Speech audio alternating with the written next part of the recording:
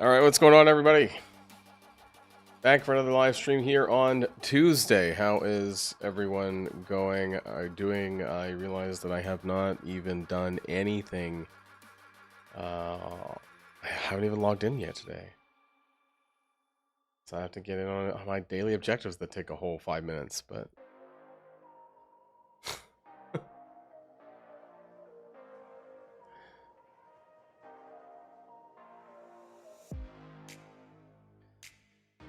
Oh, yeah. What day is today? Tuesday, right? That's right. We have Battle World starting later on today. I know everyone's excited with Auto World coming back again. Getting closer and closer to Maestro.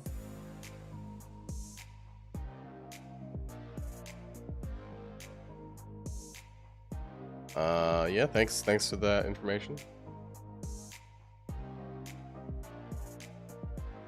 I feel like there was a video somewhere that said that.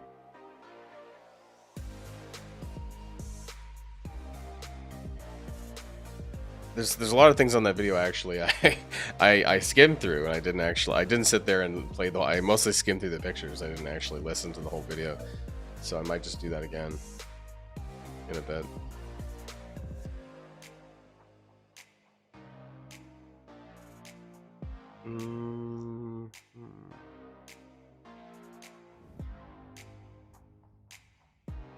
Oh, nope. Nope. Any training modules?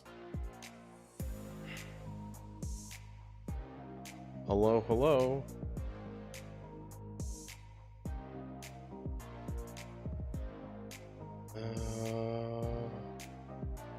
Training orbs. Always need more of those. I think I have a training module deficit. Pretty sure.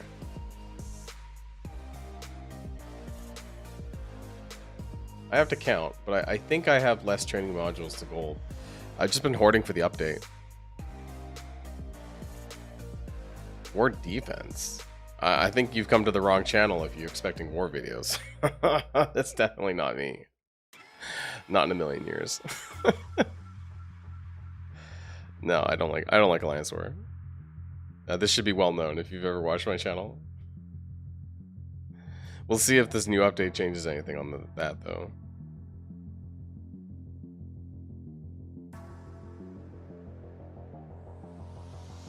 Now, I've done general team ranking videos before and what's important in the current meta and PvE side of things. But yeah, don't expect some sort of grand PvP video from me.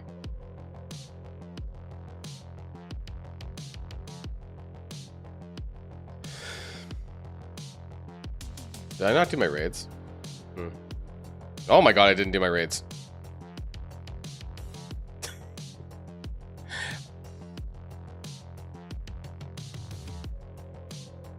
No, so that's not entirely true. You actually, hold on. War's PvP though, but okay. So I've been playing PvP again. I'm in Masters 2. I mean, I know it's not Masters 3 or Grand Masters, but for me, this is a pretty big accomplishment, okay? You know, I climbed from like Platinum. Because I like let my rank drop for a long time. So this is a step in the right direction for me, but the rewards are still dog shit though, right? And so I've always said, the reason why I don't care about PvP is I need something to chase. I need something worthwhile for my time. Yes, PvP can be... I'm gonna go like this. PvP can be fun, but for me, I've always been somebody who values rewards. I'm very reward focused. So if you give me something that's good, I will play it because then I'll get something that's worthwhile out of it. Just because I'm a busy person, right? Okay, so I don't like... While I like to play for sheer fun, I also enjoy and I get fun out of rewards that'll help my account, right? I mean, I think it's a fair assessment, but the rewards do kind of suck. Yeah, okay, everyone needs C4s. That's not a question, but you don't need to work very hard for these. The differences in ranks are nothing. So I could just do 1 or 2 attempts, and I could still get almost as many T4s. That's what I'm saying, is that you don't really need to work very hard to get these T4s. You could just do random attacks, clear the rooms, I don't know, sack 3 times, whatever, clear the room, and you still get the T4s. You don't need to, like, try. And there's no differences, like, between Masters 2 and, like, Platinum. It's like, I don't know, 20 T4s. It's not really anything significant. And I think this is on purpose, but it just doesn't get me to care. Let's see if I get any new characters, though, out of these. Nope. I was like, oh, I thought that was something, but no, it's fine. What was I just doing? Oh, raids.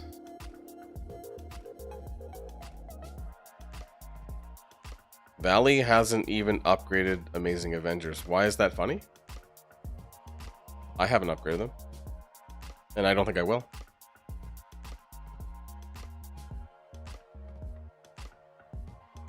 I'll probably upgrade the Scorpion team, but I'm not going to upgrade Amazing Avengers. I'm not sure why people need to.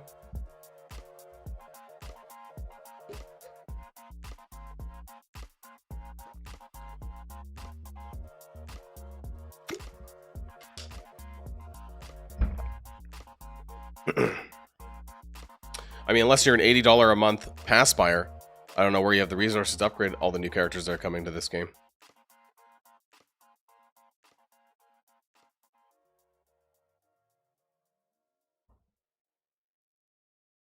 How did he wipe? I don't buy battle passes. The RTA passes, I don't buy those. I probably will buy the Toxin Strike Pass. However, there was a nerf between the Riot Pass and the Toxin Strike Pass. Apparently, they did remove more of the G20 bios out of that. I have to double check here, but that's what people in my Discord were saying.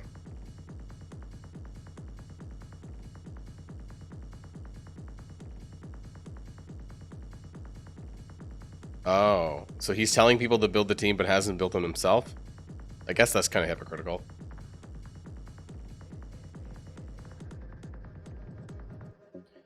So they still have the G21 orbs there. There's 10, 20... But where they nerfed it was here. Yeah, they nerfed this significantly. So now there's way less G20 minis in here. So there used to be like 250, and now I think it's only 100. Which is quite...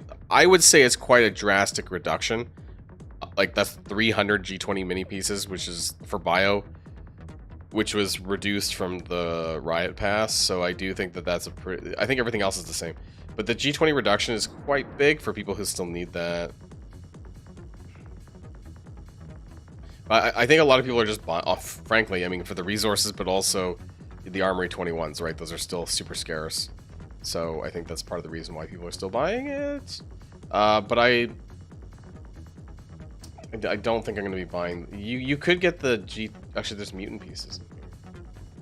But no, I don't want to be that kind of person who buys every single pass. I don't... That's not me. I care more about the character shards, to be honest. So...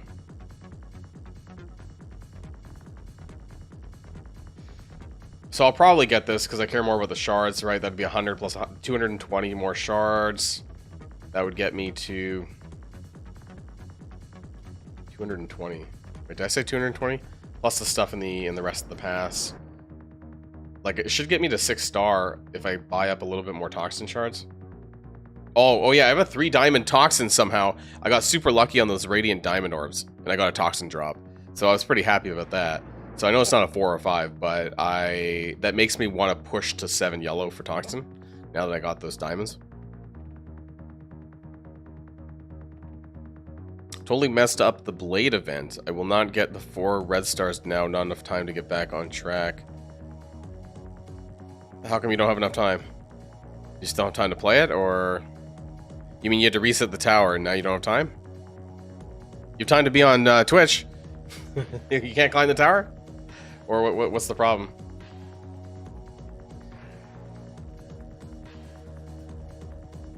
Are you not able to get through 6 floors in one go? Were you utilizing the the midway reset is there what got you there. Also, thanks to the follow, Sterling Archer. Welcome. Oh my God, it's Archer! Man, that show was great.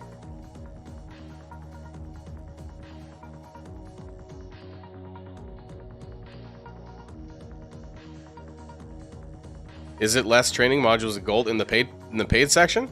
The strike pass? I don't track the I don't really track the amount of materials in the paid pass. I only the free to play pass, which is the same. So I didn't know if they changed the paid. You couldn't finish cell 18. Oh, yeah. So what you can do is you can wait for the reset. And I was going to do a video about that today because I feel like a lot of people still don't know this, right? Well, actually it already reset. So that's not what I meant to do, but I guess I could show you on here, right? Let's just do this one floor. So you know that your teams reset on Friday as well, even before the cutoff, like the every 6 floors. Not a lot of people know that still, and I think that this is something I probably should have mentioned, like honestly, over a week ago at this point now. But you know, so I wanted to do this floor because it kind of illustrates what I was going to say.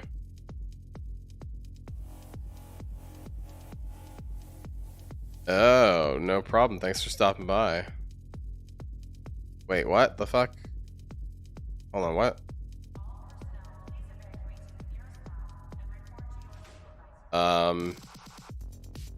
Is that a spam botter? No, I'm not gonna add Dado Destiny on Discord. What? Yeah, that's what it was actually a Gideon XL video that alerted me to that. About I honestly didn't think about it, but anyways, my point was here, right? You can see the on. Hold on. Hold on 1 second.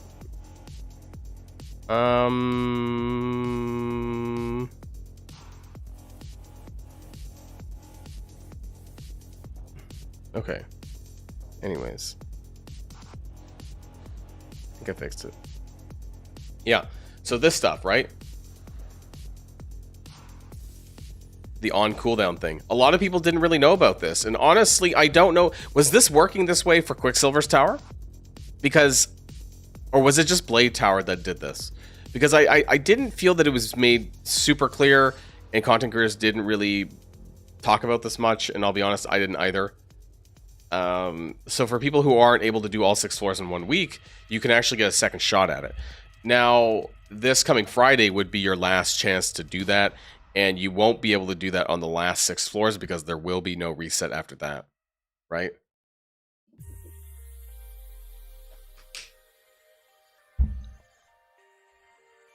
I hope that they keep this, though, for next tower, because this is actually really helpful for players who are not quite as advanced in their roster as, say, I am, because it allows them to kind of still make the progress, just maybe a little bit slower, you know what I mean?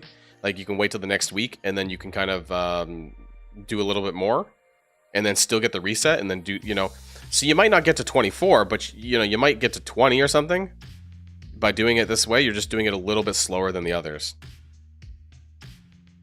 Oh, it was doing this in Mighty Storm Tower? I don't feel like they really explained this well then, or told people much about it. Apparently it was in the blog, but I missed it. I didn't see it. I don't know which blog had it, but this part here about the cooldowns, and the cooldowns also resetting as well as every 6 floors. The double reset, basically. Did I do my spotlight? Was I paying attention? Actually, I want to go find that in the blog now, but let me... Nope, I don't want you, Morph. Goddamn, Morph.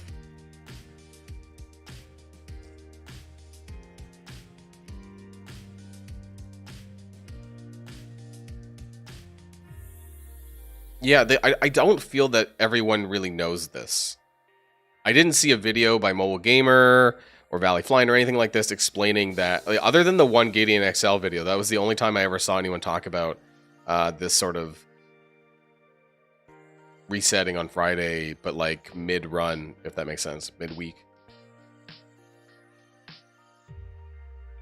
Would I be able to get the rest of the red stars for Blade in the future?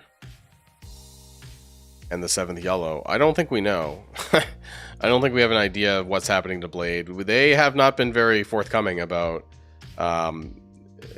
tower re-releases or when characters become available, that kind of thing. We're just kind of hoping they come back, but we don't know for sure.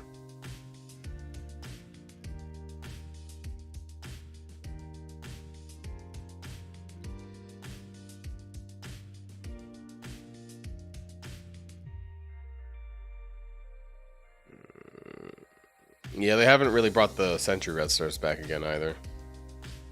I think, yeah, I think a lot of people are concerned about Mighty Storm, given that it's a Node 2 lockout for Scorpion Breaker, right? So for people who, for whatever reason, missed the event or otherwise, what's happening to that, right? You know, are they going to have another chance at getting her unlocked?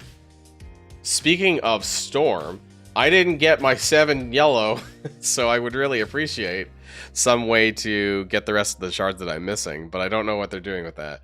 I got that 2 diamond on the second pass, but I was not able, because I didn't make enough progress on the first run that I was not able to get the 7 yellow. But so I would appreciate, because I did my accursed finally, a bit late, but I did it on the second pass of Storm to do stages 10, 11, 12.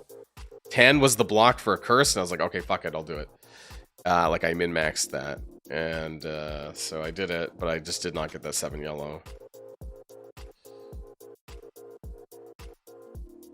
No, I didn't know. I do now, but to be honest, I haven't really used them. I barely used them. I got this far. Yeah, I just recently built a curse 2 months ago, or whenever it was for Storm's second run. Was it 2 months ago, or was it? Yeah, Symbiote 6 was June, right? So, yeah, I must have done it a month and a half ago, maybe? 2 months max. But I hardly use them, I'll be honest. Are they on my defense? I don't even know. Oh, I wanted to move... Actually, hold on.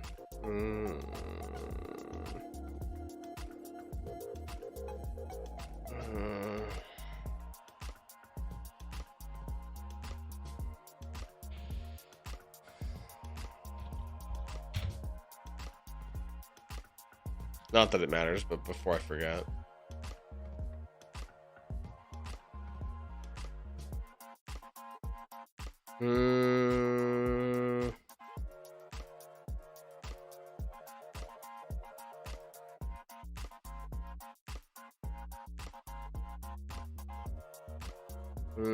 Daring Warriors is who people normally use Daring Warriors here on New Mutants. So is there a way that you can kind of count? Is there anyone that counters Daring Warriors at all as a singular character? Or at least that kind of screws it up a little bit? Jeff the Landshark? I don't know. There's...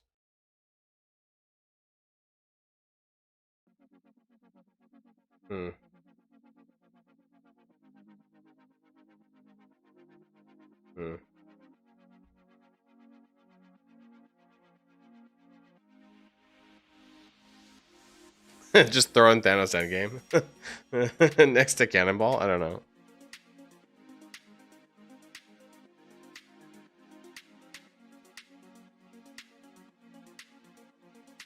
I don't know.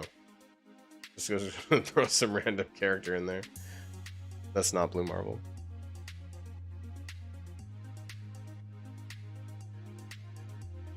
Nah, that's fine.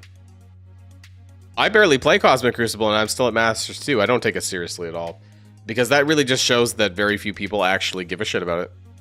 Like, I'm probably in the top 1,000 somewhere. Oh, there we go, 920. I'm 920 in the world. Woo! Very few people actually give a shit about Cosmic Crucible. If I can get to the top 1,000, so can you. I hardly try. So, there you go. I'm not even sure how I even got that high. The rewards are garbage, so that's why I don't like playing PvP.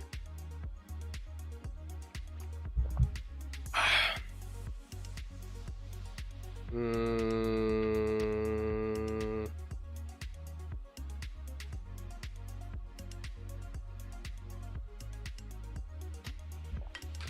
okay. I want to go back and rewatch this. Oh, my black screen of death. I want to go back and watch this thing.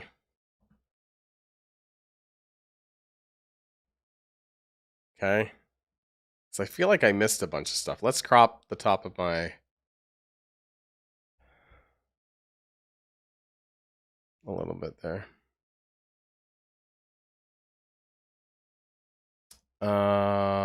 Is it working? Designers mentioned that Pathfinder is stepping off of the PX team and headed over to the team designing content for you to play in-game. From Path, your time as a content creator and an envoy, plus our time working together on the player council before you joined. Pathfinder was on the player council? Is that for real? I thought that you could not be a content creator and also on the player council at the same time. Well, I guess I learned something here today. Our team. I just wanted to say it's been great working side by side with you. And we're looking forward to a preview of some of the work you're working on. This isn't the last time we're going to see you, right? No, I will still with Max, product owner for our PvP. For anyone who doesn't know, this is Uatu, the guy who runs the Kraken Discord. I guess he's taking over as, like, I don't know, quasi community manager Uatu, because there is no public face for Marvel Strike Force anymore, which I think is the funny thing, because they moved Pathfinder to the combat pod alongside Dorky Dad, and I don't know, I'll be perfectly honest, I don't know what the fuck Strike Fox does over there for this company or the game. I know that they post cat memes on Discord. I know that they run this counting channel in Discord. And I'll be perfectly honest, beyond that, I have no idea what they do or what their job role or title is.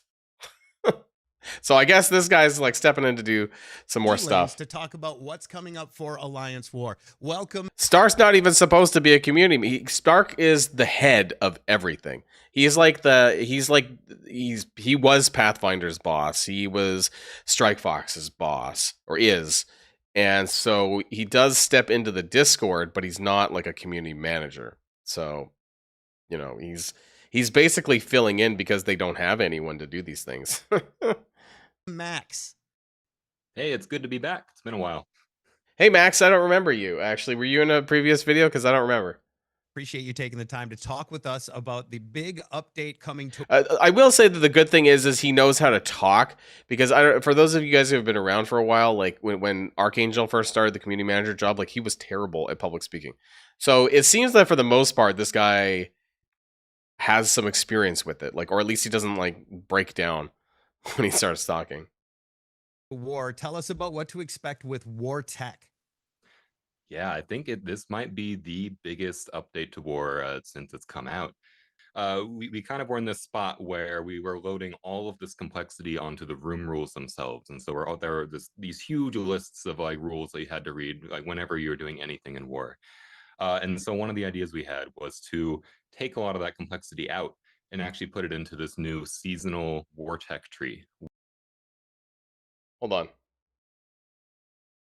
The only thing that this kind of bothers me, and like, maybe you guys saw it too, but there's power cores in each of these tiers, and you have to use I guess, the currency that you earned through war in order to get it. Now, I don't know if this is monetized in any way or not, but you can see that, like, basically as he scrolls through the tiers or whatever, there's like Jeff shards and like sets of 500 power cores. Now, maybe this is subject to change, and this is not what we're getting, and they're just examples. I don't know.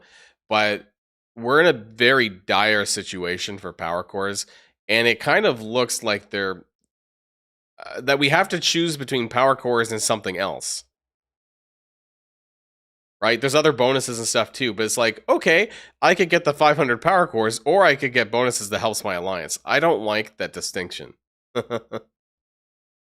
Done. All of the upgrades that you got are going to reset, and we're going to... The rewards don't cost the currency. You just get them when Okay, I start guess a I new missed that chapter then. with all new upgrades to chase. So it's going to kind of be a seasonal chase. As for what you're actually Although I'm not surprised that this is they're continuing, they're double downing on the chapter system. So they're making sure that that's why it says Age of Fear Chapter 2, right? That we have the chapter, not bonuses, the chapter, the upgrades, right?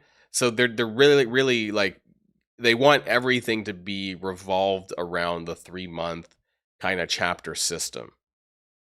Yeah, that's what it seems like. They're kind of revamping everything into this kind of 3 month chapter system. And this reminds me a lot like, has anyone played like Diablo 4 and Path of Exile and shit like that? Like they have a seasonal system, and more I feel like games are kind of moving in this direction where maybe they're like live service games but like on a 3 month schedule, if that makes sense. Like it's just that's the feeling that I've been getting, like as I just see it more in other games, that like this is kind of the monetization model like in a 3 month trend. getting in there, there are going to be a few different types of kind of brand new mechanics. I'll say, and I'll start from the tamest and kind of get down to the groundbreaking ones. So the first one is going to be seasonal squads. Eternal, yeah, I saw You are that. going to be able to increase the number of squads that you have. So everyone has 10 right now. For this first chapter, you're going to be able to go up to 12. So This is just adding more screen time, though, right? War was already like, for people who care about war. I don't care that much, but for those who do, like 12 more team or 2 more teams per person means you're gonna have to get at least 2 more attacks, right? So it is gonna add more daily screen time when war is on, though. Some people might not like that part. you'll be able to get 2 extra squads. And then when the chapter resets, you're back to 10. Maybe we'll do 3 next time, maybe 1. We can kind of change it Maybe up. we'll do 3. And then Right. for the next one, we're kind of bringing in combat mods in a way that has not been done in the rest of the game just yet. So we're going to have offensive and defensive combat mods as 2 different upgrade types. The offensive, how those work, is whenever you gain a combat mod or you grab the war module, we call them, in the war tech tree, you will now have that offensive mod apply to every single offensive attack that you made for the rest of the chapter. So here's my thoughts, my initial thoughts. And I don't know if any of you guys caught the collab video that I did with Mobile Gamer, where we talked about the chapter boosts and stuff like that. I'm kind of wondering, to what extent is this actually a decision? And what I mean by that is this something that everyone is eventually going to get, so therefore your choices don't actually matter, other than which order you pick them in? But if you eventually go and get everything, all these mods in each of the tiers, then it's just, it's like everyone's going to have the same bonuses still in the long run. And that's the same with the chapter boosts, I think, is that, or the chapter bonus, whatever the fuck they're called. Like, it, I wish they had more, right? I kind of wish they had maybe like 20 different options of which you could only choose 4 or 5. And that would create some uniqueness or some creativity in why you're choosing certain things. But if there's only like 2 or 3 buffs per tier and everyone's eventually going to get the same stuff, then it doesn't really change much in the end, does it? Because everyone's going to have it. So they're going to stack the more that you get. And then on the defensive side, I know players have kind of talked about this in Crucible. We're actually bringing it to War first. But the idea is that you're going to be able to take these defensive combat mods and put them on whichever individual squad that you'd like. So by default, squads won't have any. As you earn them through the War Tech tree. Oh, God.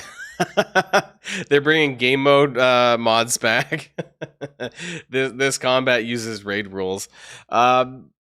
People found this to be quite toxic in Cosmic Crucible because some of the raid teams are actually quite a pain in the ass with their raid buffs. And this kind of reminds me of back in the day when we had Spider Society, because they were just so insane. Honestly, like they were at the time, anyways. Spider Society were like the strongest team, and Pav could just like one shot people. And so I don't know. We'll see. We'll see about that. I mean,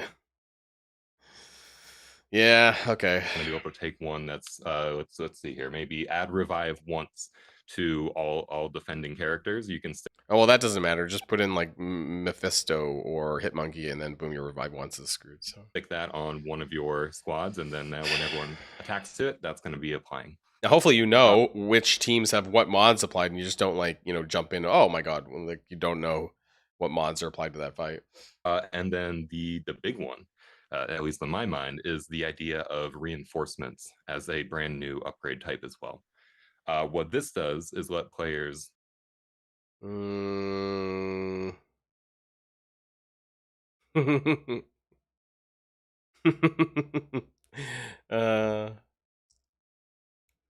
a 10-person, a 10 enemy node. Interesting. set a second wave on defense in war, which is something that I don't think players have ever been able to do in PvP. It's going to play. Just make your retcon even worse. Put a retcon, and then behind it put the next best war defense, and then that way you can't one tap it. My question would be, and I guess it'll just start at whatever you cleared, right? And not like you have to do the whole thing in one go. Similarly to kind of PvE stuff, like you knock out the first wave. Is this new? No, we had this, right? We have ISO. We have ISO locking for war, I think. Second wave drops down. And how it works on the upgrade side. Hold on. It says reinforcements available 20.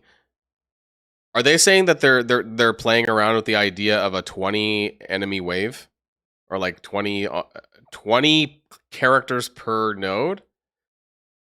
5 times 4, is that what I'm seeing here? Whenever you get an upgrade, it lets you put 5 more characters. At least it's coded where it could be possible to do that they might be considering that. Also, for those of you who like to look out for Easter eggs, Mr. Negative has as much power as some of the newer characters, so looks like that Mr. Negative could be on the Scorpion Breaker team. I thought it was going to be all Sinister 6. Maybe Mr. Negative will get a Sinister 6 tag. I don't know if he's a traditional Sinister 6 character. I know he's a Spider-Verse character, and I know he was in that, was it the Miles Morales game? One of the Spider-Man PS4 games. He was in that. But I don't think he's a traditional Sinister 6 character. So if that's the case, then it looks like Scorpion Breaker's team will not be 100% Sinister 6, which is fine. They can do what they want, I guess. I was kind of hoping that it would be an entire Sinister 6 rework, but yeah, anyways, looks like, I doubt he's on some rando team, so it's probably the Scorpion Breaker team. But yeah, some other people pointed that out earlier on. I didn't sit down and watch the video, so I guess I kind of missed certain things. Wave. So also, actually, I think I already missed it, but when they applied the Eternals upgrade, it lets you put 5 more characters. This part here, so you can kind of pause it, and they have the trait team, Timeless Eternal. But if you notice that when Hyperion gets plopped down, that he does not have the same tag in a reinforcement wave, right? So if you guys, oh yeah, it could be 20 maybe across the entire Alliance War. Maybe that's what it is. I'm not sure. And what I think is going to happen, though, is that Gilgamesh, hopefully everyone here has been keeping up with my channel, Gilgamesh probably is going to be a Timeless Eternal, and Hyperion is not. So I guess that probably makes Gilgamesh a Cosmic Mystic character with this Timeless Eternal trait, and Hyperion just has the basic Eternal trait. And so maybe there will eventually be 2 more Timeless Eternals, which will essentially fill in the team. But Hyperion won't be on that Timeless Eternal team. So for the moment, he's kind of there. I don't know what kind of base Eternal bonuses there are between the characters. I don't think there's a ton. But yeah, any future... I think it means that Hyperion's probably not getting a stat rework then, if that's the case. It would just be for Icarus and Cersei, so... The question is, are we getting the other Timeless Eternals in this update? Because the data mines only showed 1 character, and they can obviously add them later, but I don't know. What do you guys think? Are we just getting 1 Eternal for now, and they're going to slowly add them in, like, I don't know, every couple of months? I wonder. Or if we're going to be jumping from Gilgamesh to another team, to an entirely different team. You'll have X number of reinforcements that you can allocate at any given time. And then there's, of course, just rewards as well, which those will be free to claim. You don't need to worry about. Hopefully, it makes Jeff easier to get for newer players. That's what I'm kind of hoping. Yeah, show me what comic book where Bullseye is an Eternal. Spending any progression points on those. Is this what they're? So we're like deep in the hole in monthly power cores, and this just kind of rubs me the wrong way a little bit. But Gotcha. And that all can be found in the War Tech tree. And how do we progress through the War Tech tree? It's jam packed right now. The idea is that it's all very engagement based. So war attacks and war assists. So assist meaning if you help out on an attack and that squad gets cleared, then you get points for it. Those will give you points. You'll also get points for war defense. Basically, as an alliance, however many squads that you have remaining at the end of a war, you'll get rewarded per squad. And then what war tokens? So we're actually getting rewarded for war defense victories. I don't think that's ever been the case before, and a lot of people had fought against that kind of thing actually, because of turtling. So, and there's also a contingency for if your alliance full clears, everyone gets the full point. So you don't need to worry about kind of managing your alliance mates to make sure everyone gets an equal number of attacks. Like as long as there are no attacks to be had, everyone will just get full attack bonuses basically.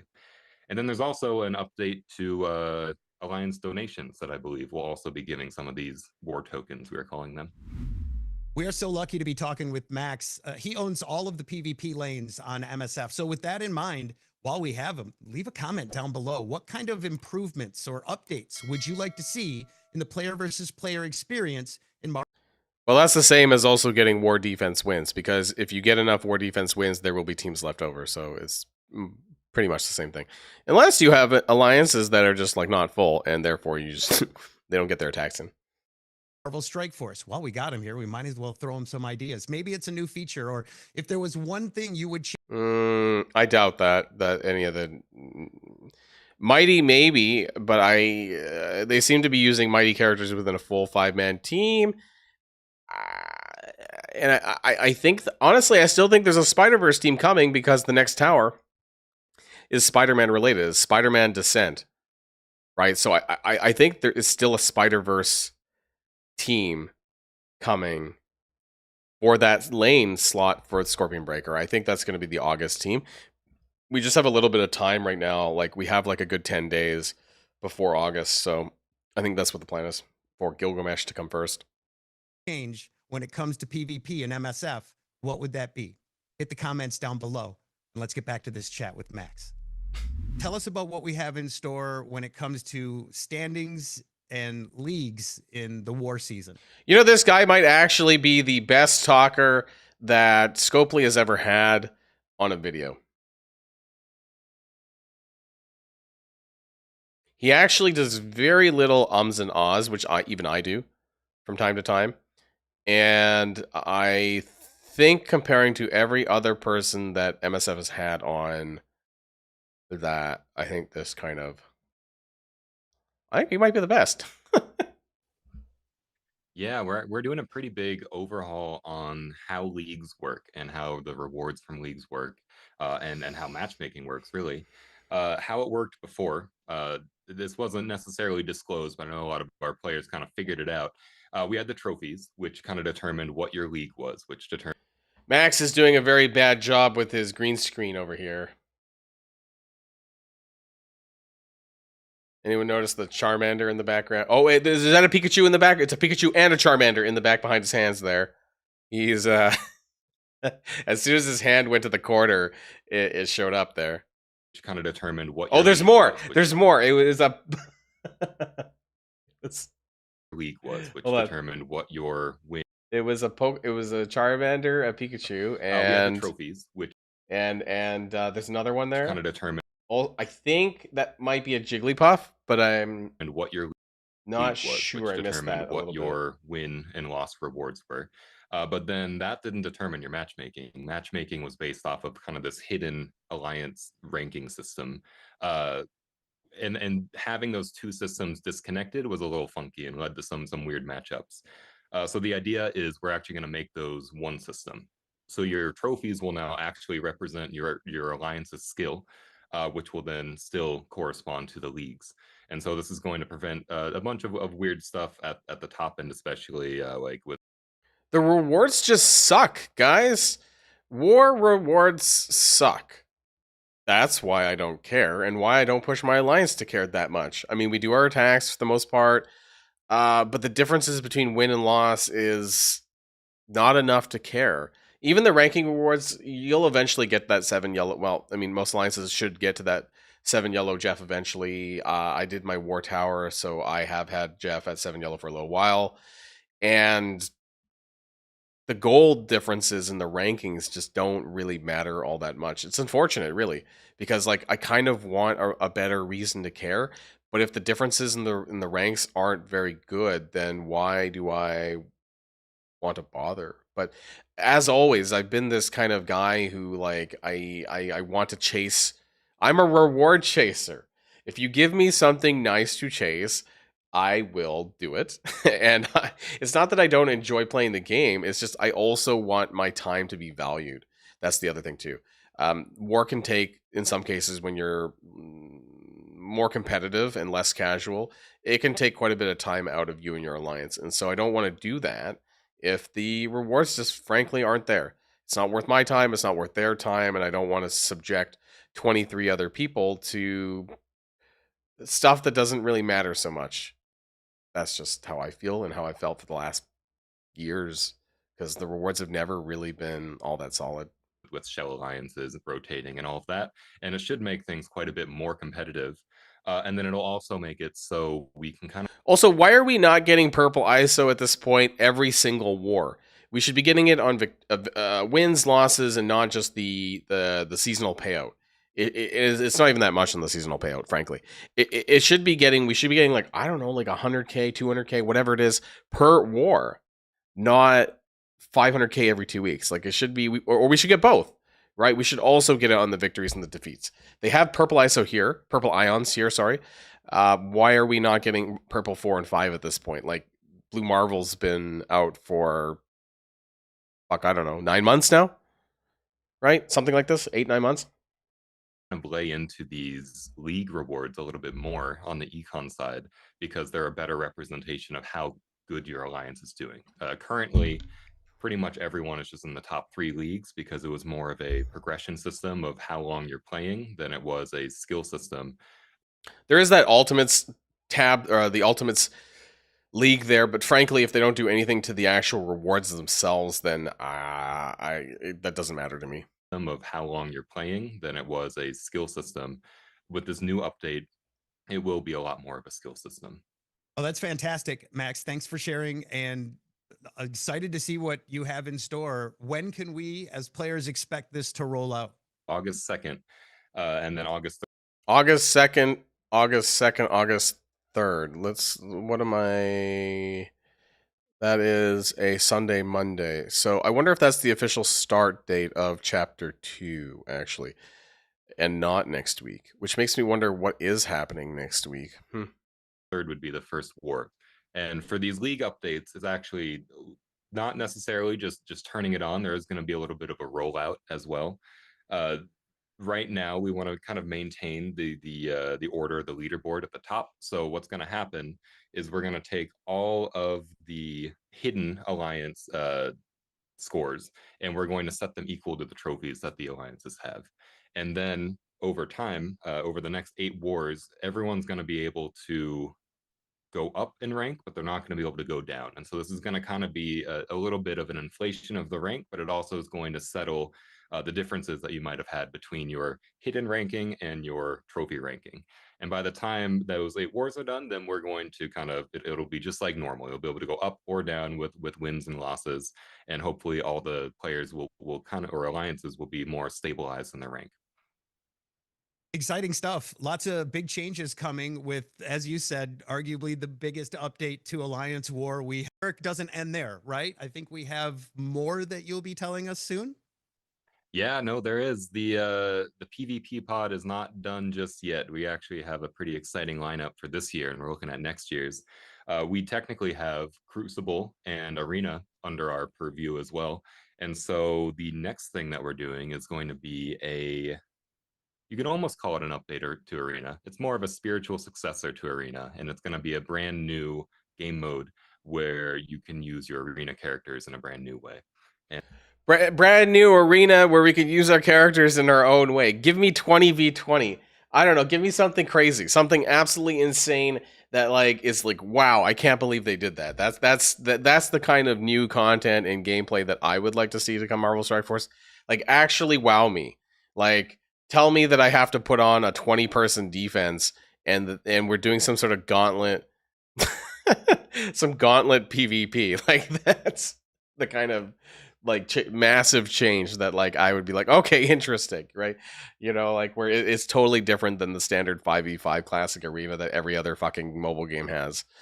I don't mind if they want to break the game modes because most of the game modes are boring and dead and crap.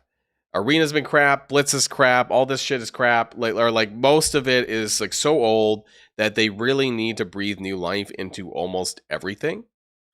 At least they've been kind of moving forward in PvE content, things like that, and hopefully we'll see what the new raids are supposed to be here in like a week and a bit, right? So, what are the new raids? I swear, if the new raids are just the same as the old raids, they said that there's a massive raid revamp coming, and all we know is that there's going to be some gear tier 21. Okay, cool. But what's actually changing? It seems like there's so much happening. Not so much happening, but there's proposed changes, but we actually don't know what those are going to be. And that's where we're at and why obviously I'm skeptical, but I need to kind of like actually see things. I'll kind of leave it at that for now, but hopefully I'll be back soon to talk more about that. Really looking forward to seeing all of this hit the game very soon, Max. Thank you for explaining it all to us. Yeah, for sure. Anytime. Looking forward to being back. Very excited to see what's to come for Alliance War. Thanks to Max, and thank you for checking out this video. Make sure you don't miss our social media. Okay, so that was that.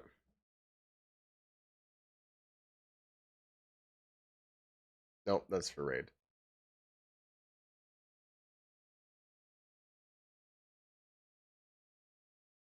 Right, so what's going on with the game this week, right? We've done all this, which was actually a strike pass, but that's okay. Dystopia starts today. We also have this new event. Speaking of this new event, what I would love to know is, does anyone here have a leaderboard that's different from one of these two? As far as I am aware, that there is only 2 leaderboards that I've seen. I checked my other accounts and stuff like that. And there's one with Gova on top and one with Super Commander on top. If you have anything different than this, please share it with me, either on Discord or here, or tell me that you DM me on Discord and I'll take a look. But I haven't seen any leaderboards different from this. I'm in the second one, I think. Super Commander leaderboard. At 1365. Stop the clock! But I mean, to be honest, it only matters if you're in the top. Well, I guess I could still use the diamonds. Oh no, I have a holy shit! I have a 4 diamond high evolutionary. Oh my god. My alt is in the same one as mine actually. So yeah, I mean, levels don't matter. I've had people post screenshots that are account level 70, things like this, and they're in the same as people at 110. So account level doesn't matter. I think there's only 2 leaderboards. I guess the plus side of things is that it's the exact same rewards. So there should be twice as many people getting the diamond rewards. Top 5,000. This is pretty much the same as the previous one, but now if there's 2, then I guess 10,000 people are getting 2 diamonds, so they just kind of doubled it, which I guess is positive, but I'm surprised that there was only 2 for all this work that they did. And how did they decide that was it randomized? how does that work? But yeah, I just realized I have a 4 diamond high evolutionary. I didn't even know that. So I guess I won't really bother with this event starting here today. But what else is in there? Oh, just the 7 reds. Okay. I don't have any power cores anyways, and I think we talked about this earlier, or some other people posted in the chat. But yeah, I have like no power cores. I don't know about you guys. I have like 800 fucking power cores. You can see it right here. So yeah, I can't compete on these events, right? Like there's just no way. There's no power cores to compete with. So that's a small issue. Also, I don't really care about the skill minis on down here. I got a lot of that, right? That I haven't even used. And my game crashed, of course, because why not? Because Marvel Strike Force likes to crash.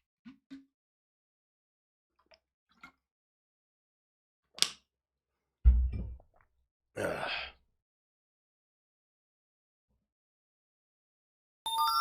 So we have this leaderboard coming out, and then of course we have Blade on Friday.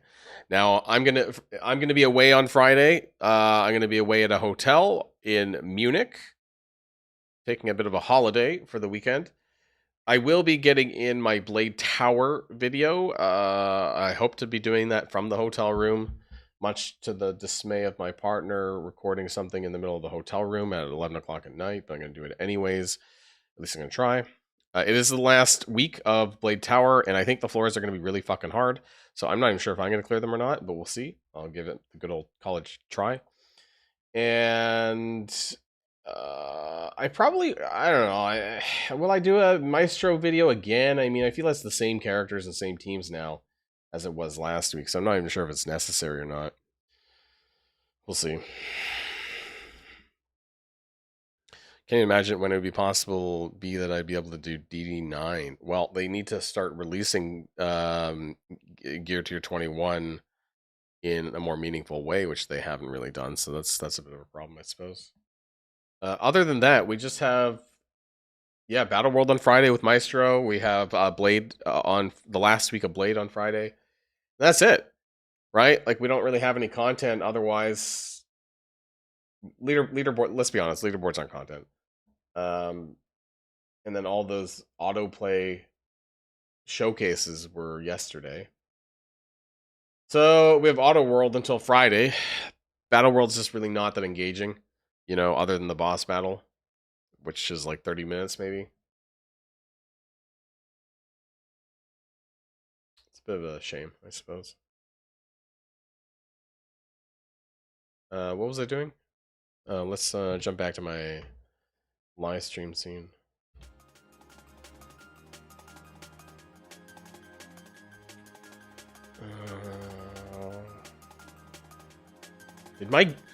Oh my god, did my game freeze again? What is going on? Hold on, let me restart this then. Jesus Christ.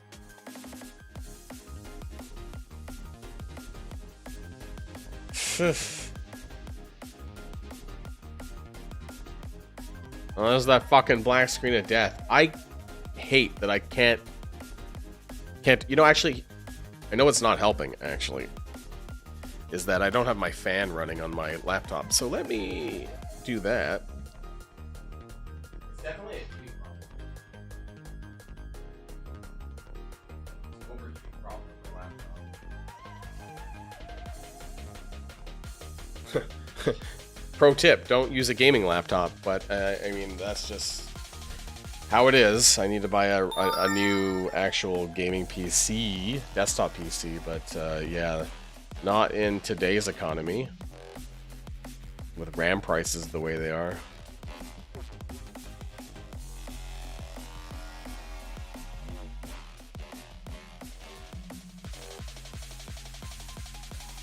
So that was the War Strike spot.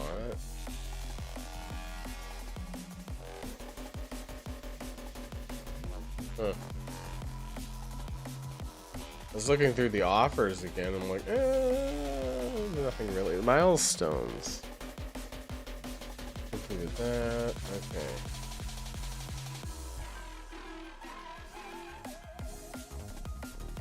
Almost 14 million common essence. They keep on giving. Oh, I missed the other. Who's excited for the spiritual successor to Arena? So I like Danger Room actually, but they don't give us a lot of reason to rerun it or to do it more than the 1d10 run. You know, like give us some sort of like aesthetic reward. You know, avatar icons or frames. Fuck, I'd probably run it for some frames or some icons or some shit if they gave me a reason to play it a little bit more, because I do find it fun. But if I have no reason to do it again, there's no, you know, I don't want to. I need a reason, even if it's an aesthetic reason. 14 million common essence. Yeah, well, you know, to be honest, I stopped claiming this stuff. I don't know about you guys, but I just hit the button. But I mean, I don't normally like. Why bother? Why bother? It's gonna reset in like a week, so it doesn't really matter anyways. Thanks to the follow, Woos. Welcome to the stream.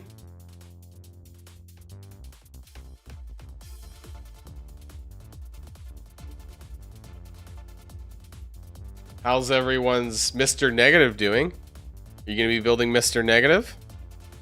He's another Mystic character. I don't think that I'm going to prioritize this because Mystic, oh boy, well, now we got Icarus and Cersei to worry about, and I think my Mystic gear, the little bit that I do have, is going to probably go to her or them. My Mystic minis is going to be fucked. No, they're not letting you keep your stockpile of essence. It's going to be deleted. Of course. Why would you think that you keep it?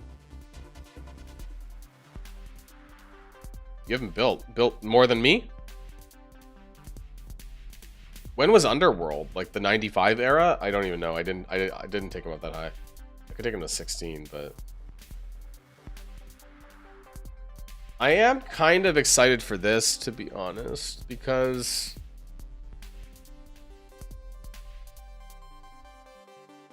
I don't know if they're going to keep all of this stuff, though.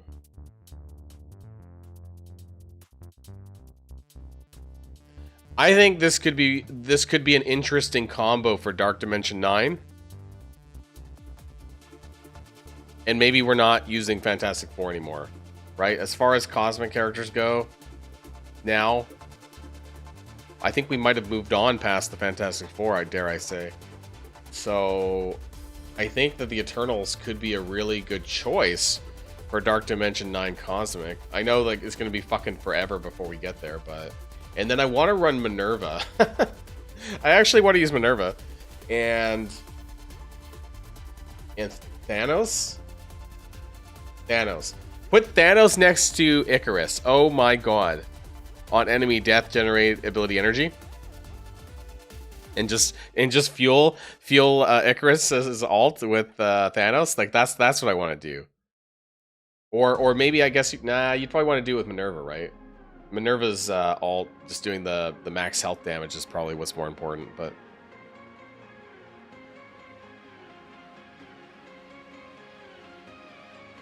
doesn't Cersei give energy too? To Icarus, I thought. Oh, it's in the arena. Shame. These guys are going to be a nightmare in low-level arena, actually, I think.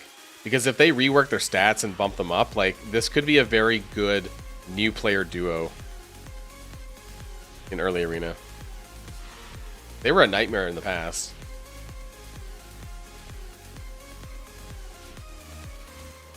I think what they need now is they need Safeguard, obviously, on a passive somewhere, and they need Trauma. So I'm hoping that Icarus's alt is given Trauma. This would be really good. Would it be too overpowered? I don't know, but double tap, like we were basically coming back. We're going full circle a little bit, like Damon, but he's not as fast as Damon. He's quite.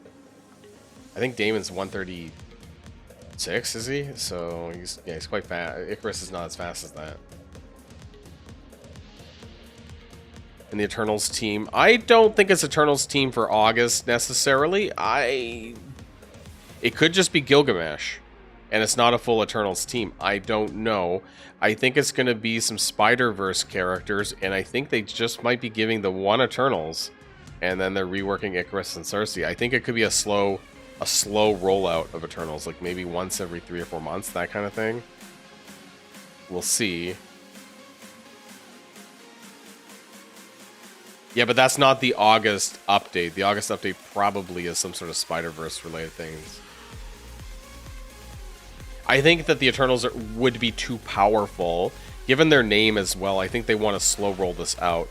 Like, basically release them every so often, and then eventually it becomes a full team. Almost, you could say, like Phoenix Force and stuff like that, but just not paywalled. I think that's the kind of their intent. That's kind of what I see. Oh god, I heard Hulk was fucking awful. I haven't even really leveled him up much, but everyone says his rework sucks and his damage sucks and like everything about him sucks. So I'm still thinking about passing on him, to be honest. But what I do want to do, or is what I'm thinking about doing, is I'm very interested in what happens when people get Maestro more. I think some people have him, right, in the top alliances, and I haven't seen any video footage of this. Right? Like, what does he do? I think some people do have him. The Krakens, the Krakenest of Krakens, I think have Maestro already. But I haven't seen any gameplay footage of him. But I'd be very interested in see what happens with all these rework characters. Even Leader, honestly, because he's a villain, right? 3 evade, defense up for 2 turns to self and all villain allies. I believe there's other villain shit here too. Every 5 charge, self and all villain allies. It could be interesting in Crucible. That's a lot of stats to give him. 50% max health and armor to Maestro in Crucible would be very interesting. I haven't seen any video. Well, I don't know. Are there any like the only Kraken content creator I know is like OG Diamond Dave, who like might have him, right? I don't know if anyone else would. Was there a video about him at all? Even without the red stars, you're saying he doesn't do anything? I'd be surprised. I haven't even bothered to look at his player kit because like I'm not even close yet.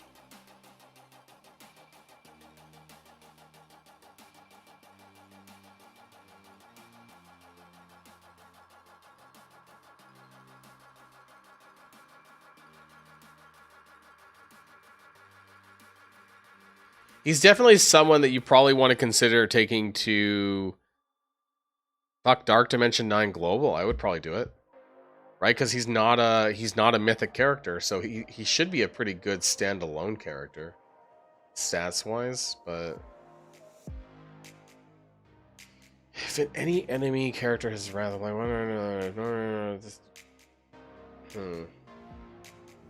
where does it talk about wrath? Characters for enemies before the attack. How does he give wrath for enemies with wrath? Where does the wrath come from, guys? When this character is attacked, if any apply plus 1. If no, oh, okay, it applied to the attack. Okay, it's here. I must have missed that.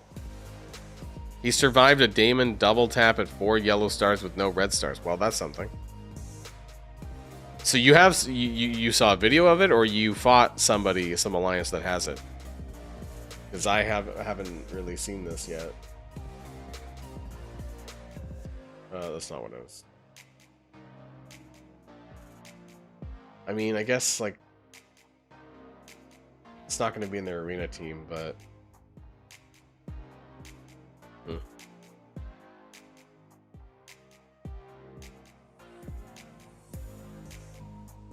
wonder if I can find a video.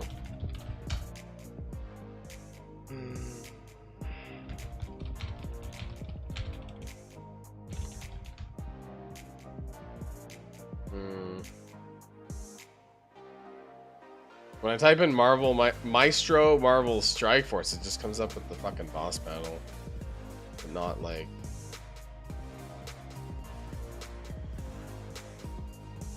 Shame.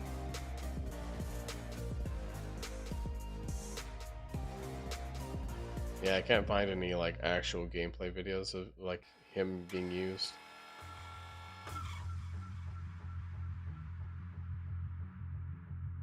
What was I doing? Have I done my... I did that.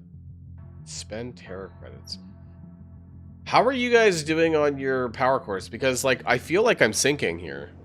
Like, I barely, like, eventually I'm gonna run out of, like, my even spending 50 daily. And I've been half tempted to upgrade Blade just to get more power cores, but I don't want to. I have to take them to, like, gear tier 20, and what would that get me? Like an extra 500, 700 power cores? I don't think that's worth it, right? The resources, like, set for 700 power cores, like, fuck that. But, like, I feel like I'm sinking here on my power cores, my daily power cores and whatnot, so it's just kind of crazy. Also, this red dot is gonna haunt me for fucking forever because there's nothing to farm here. I hate that they do that.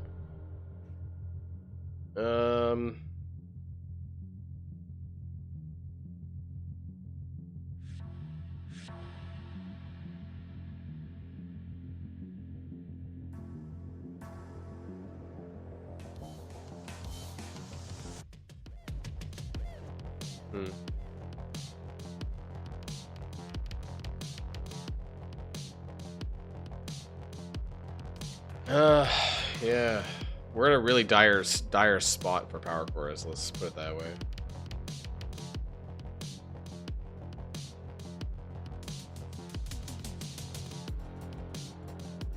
Gear tier 21 city.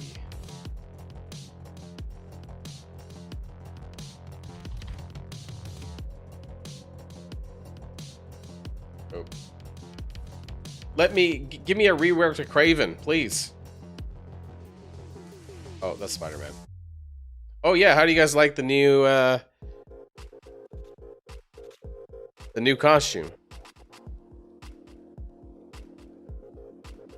How many of you have the new costume already?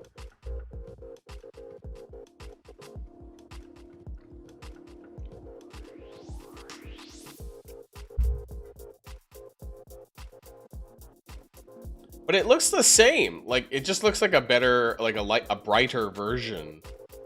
It's the same fucking thing. Oh wait, no, yeah, it is the same. It's the same costume. It's just slightly brighter. Does the animations change in battle though? I didn't check actually.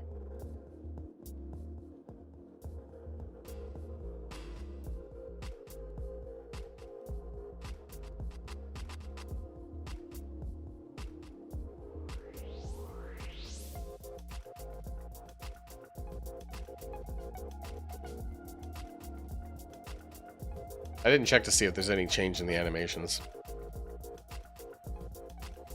Yeah, it looks pretty much the same. But is there an in-game... Sometimes they have in-game animations. Sometimes. Now, this is updated, but...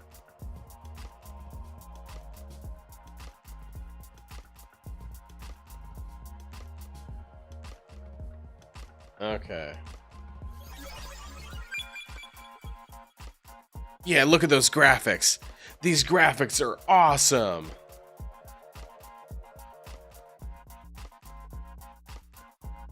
Yeah. Hardcore graphics. Yeah, I didn't really understand why there is 2 different unlock points for the costume. I don't know who over there at Scopely is handling these kinds of things, but yeah. That was strange, wasn't it? Graphics. Pow. Pow. Pow. Did I just see 9 million damage? Wow. Okay, so there was no real change. He's just literally a brighter Spider-Man. Okay, got it.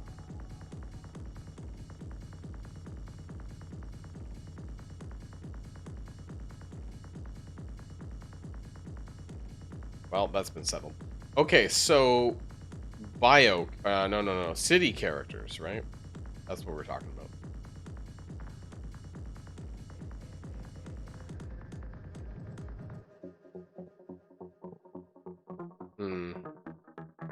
So I have Gear Tier 21 on Superior Spider-Man. Why? Because I did it for a milestone like 2 months ago, or fuck, I don't know how many months ago that was. Oh. I don't have enough for a second tech character. Okay. Alright, he's also tech.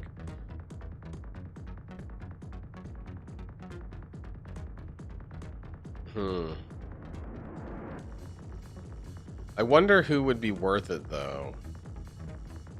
Oh, Quicksilver's not City. Right, okay. I kind of want to make it a Sinister Six team, though.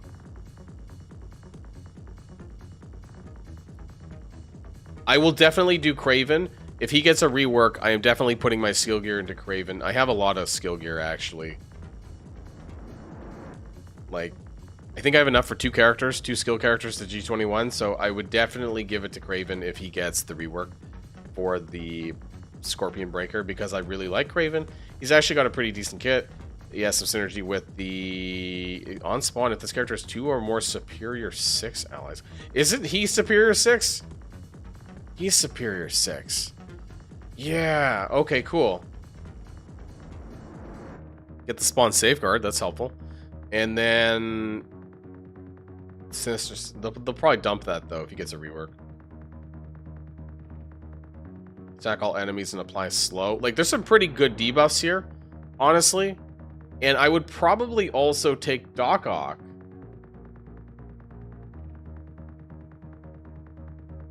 So I hope Doc Ock also gets the rework. I would most likely take Doc Ock. He's also superior 6, actually.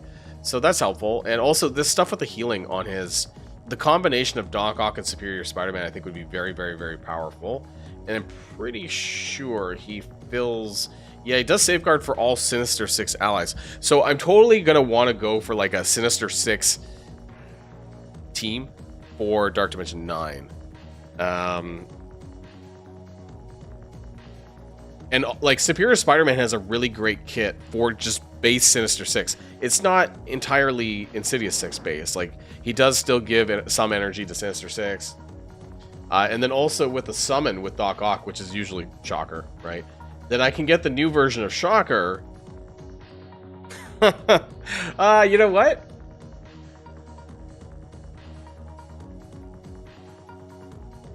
Does this version of Shocker will still qualify... Oops, I hit the wrong button. Will still allow for the qualification of this stuff.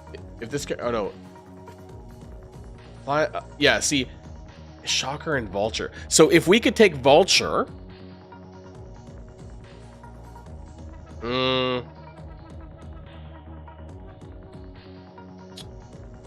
what did I mean to...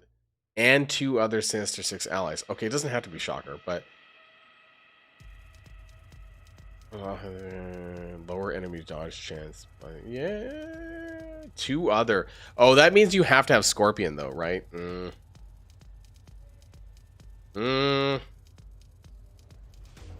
I would definitely take Doc Ock and Kraven. Like, these 2 are there. I would take Superior Spider-Man. He's tech. That's the problem. I heard Scorpion's still pretty decent, but I don't know if I want to do it now. I'm surprised. I have purple 5 on them. I did Blue Marvel with them. And I actually really like Hobgoblin. Hobgoblin. Oh, that's right. He is. Good call. I can't do that then, right? Oh, that's garbage. Okay, well, I'll scratch that then. I don't think we know if he's confirmed to be tank. You can guess, I suppose. And he probably does not have the Insidious 6 tag, but he should have at least the Sinister 6 tag. But again, he'd be legendary, right? So you can't use him.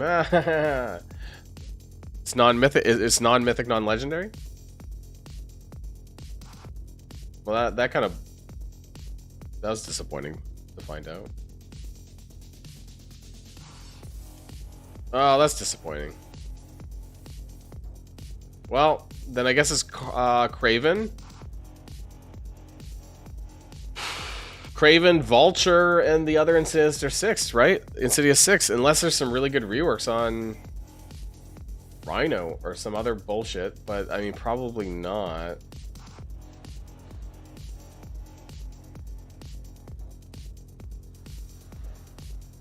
I would most... he's got some turn rewind, but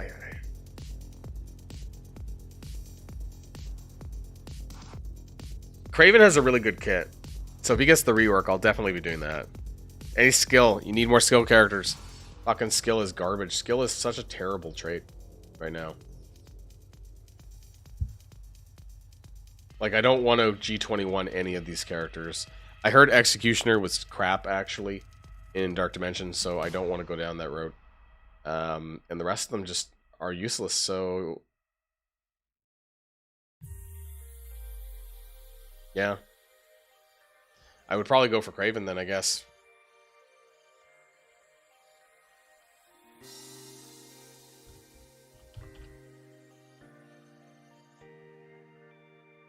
We'll see what kind of other reworks happen, though.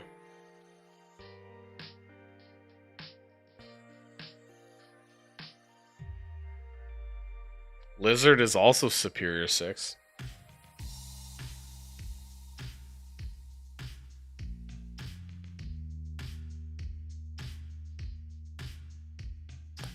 Yeah, I mean, you can still take Doc Ock, right? But he is in his own section, correct? In the legendary section, so...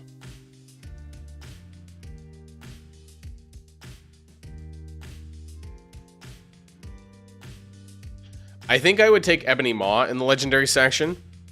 Oh no, I can't. No. He's 4 pieces, isn't he? It's a shame. He has a really good kit now. The alt is really nice now. Slow for 2 turns and trauma for 2 turns. It's really nice, honestly.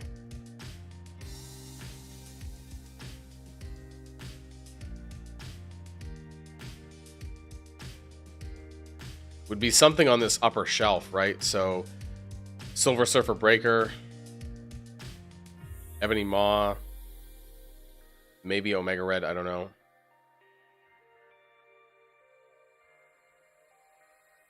Wait, is it just legendary or is it legendary mythic? I forget. No, it's like...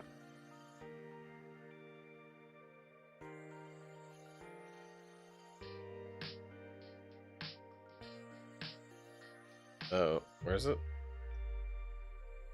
Legendary or villain epic? I forgot about that. For only 2 nodes. Gross. It's only 2 nodes. Villain epic. Omega Red Phoenix Force, right? It's probably the only one. I don't think I would do Magneto at this point. Villain epic. So yeah, it's probably just Omega Red Phoenix Force and 4 legendaries probably for me. Which I guess would be Doc Ock if he gets a rework. Surfer Breaker. Maybe I would do Ebony Moss still. I don't know. He's a little bit more expensive, but I like his kit. And Omega Red. Maybe Quasar would... he's still good.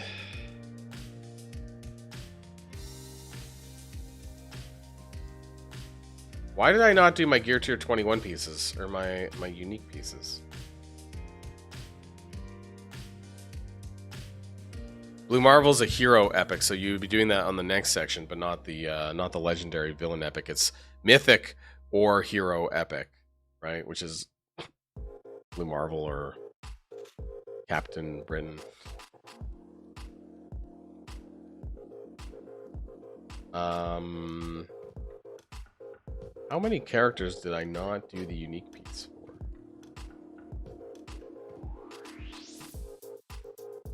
Of new characters.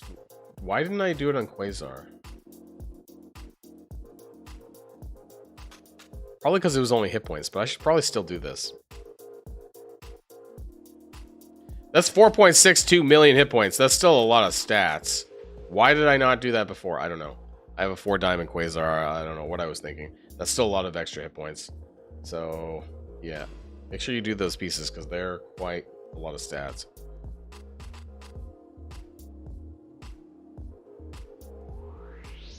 I don't really use Alondra. How did Alondra... I don't even know how Alondra got to 110. I don't really use her that much. I might... well... yeah, I might do this. Just because she's already there, I might as well just give her the extra hit points, but... Fuck it. 4.45 million, that's a lot of health. I'm not using her a ton right now, but stats are stats. Sebastian Shaw also does not have it. How much do I have to use him? Who's this for?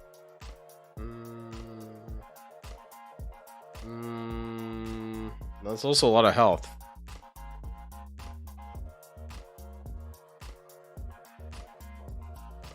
Why not? Fuck it. Fuck it. 4.9 million hit points. It's a lot of stats. Even if it's just health. Who else am I missing? Oh no, he's old characters. Has to be a new character. Blastar.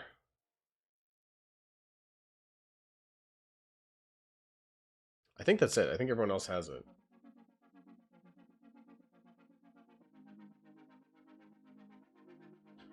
Riot. Storm.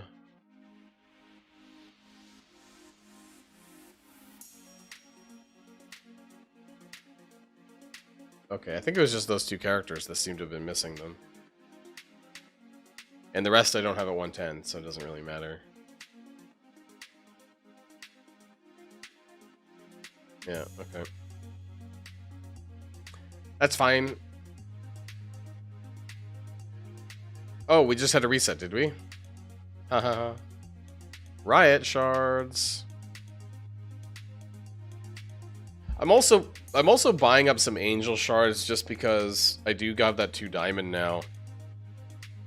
So I should probably try to max them out, but I really don't like the Exalted X-Men team. I think I said this on a numerous occasions. I don't like Morph. I think Morph is dog shit, and he's weak, and he punches like a wet noodle. Even at a 6/6 for me, I really do not think that his damage is anything impressive compared to other characters. So, it's kind of a shame.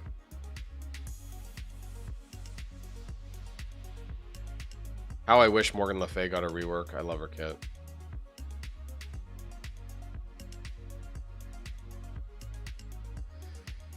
I have nothing to use my promotion credits on at all. Oh, just in case. Who knows? You never know. Might be a rework. I've been buying up diamonds for Spider-Verse characters just in the off chance.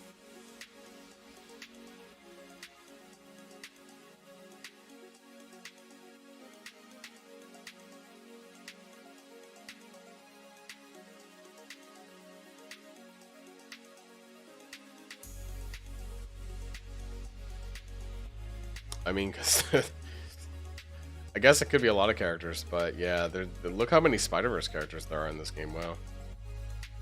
I forgot. We forgot about Green Goblin, guys. I mean, he could be on the Breaker team as well. I mean, he is a Sinister Six character, and he's Underworld, so it would go hand in hand with Mr. Negative. I don't know.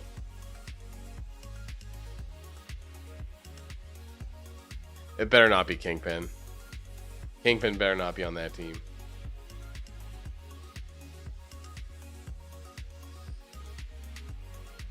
We'll see. I guess we'll see. I mean, it's going to be this week, right? They're going to have the official reveal, I'm sure, this week. Now that the leak on Gilgamesh is already out there. And apparently, Mobile Gamer's been given the green light to report on data mines, which is a little bit surprising because I was pretty sure that they weren't allowed to do that, but that's just what I thought. Do I have any red gear orbs? Yeah. Open some of these.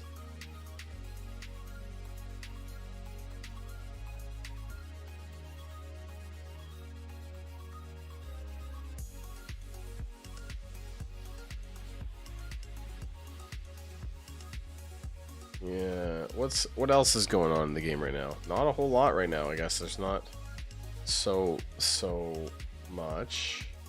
We already talked about the leaderboard event that I can't really compete in because I don't have any power cores, and I guess that's a bit of an issue there too. Got the black screen of death as usual. Let's go back and fix that. Is there anything going on right now in Reddit? That's what I was saying.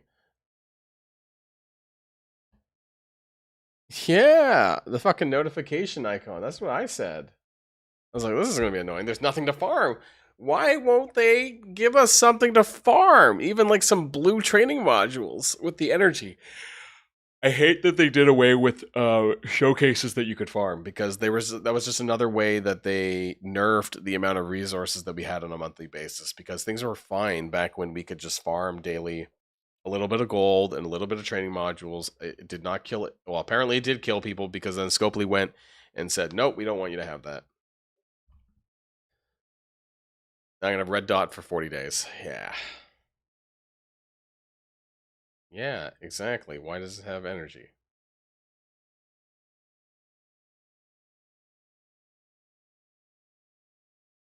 Why play my... Oh, yeah, okay. Yeah.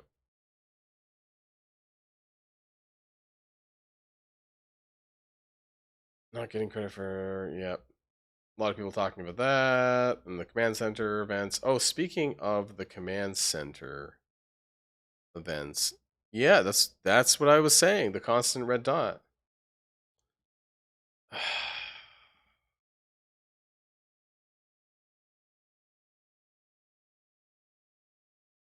Purple 4. Okay, so I should be able to get this Toxin 5-star completed, though. Are you talking about the Horseman,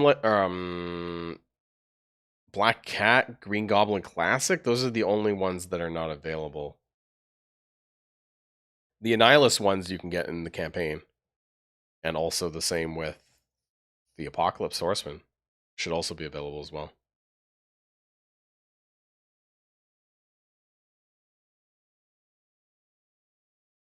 I really can't use some help. I don't know what a provisionary account is, so I'm not sure I could help you, but you'll have to wait until after I'm done the stream, I think. I can give it a quick look over, but I can't say. Probably. Let me...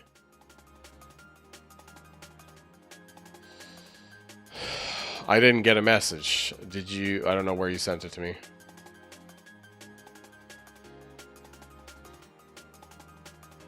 Yeah, I don't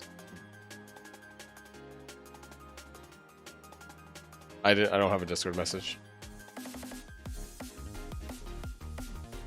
Are you sure you sent it to the right person? Because I don't have anything. The orb reward in war? There's an orb reward in war? What do you... in war rewards?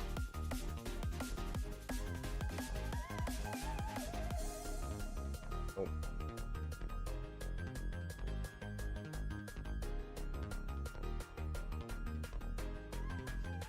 Oh, I think my game crashed.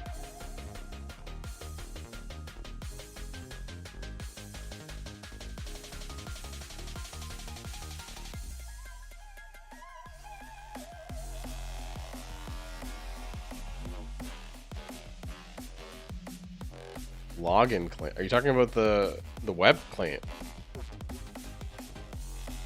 I'm confused. I don't know what's going on.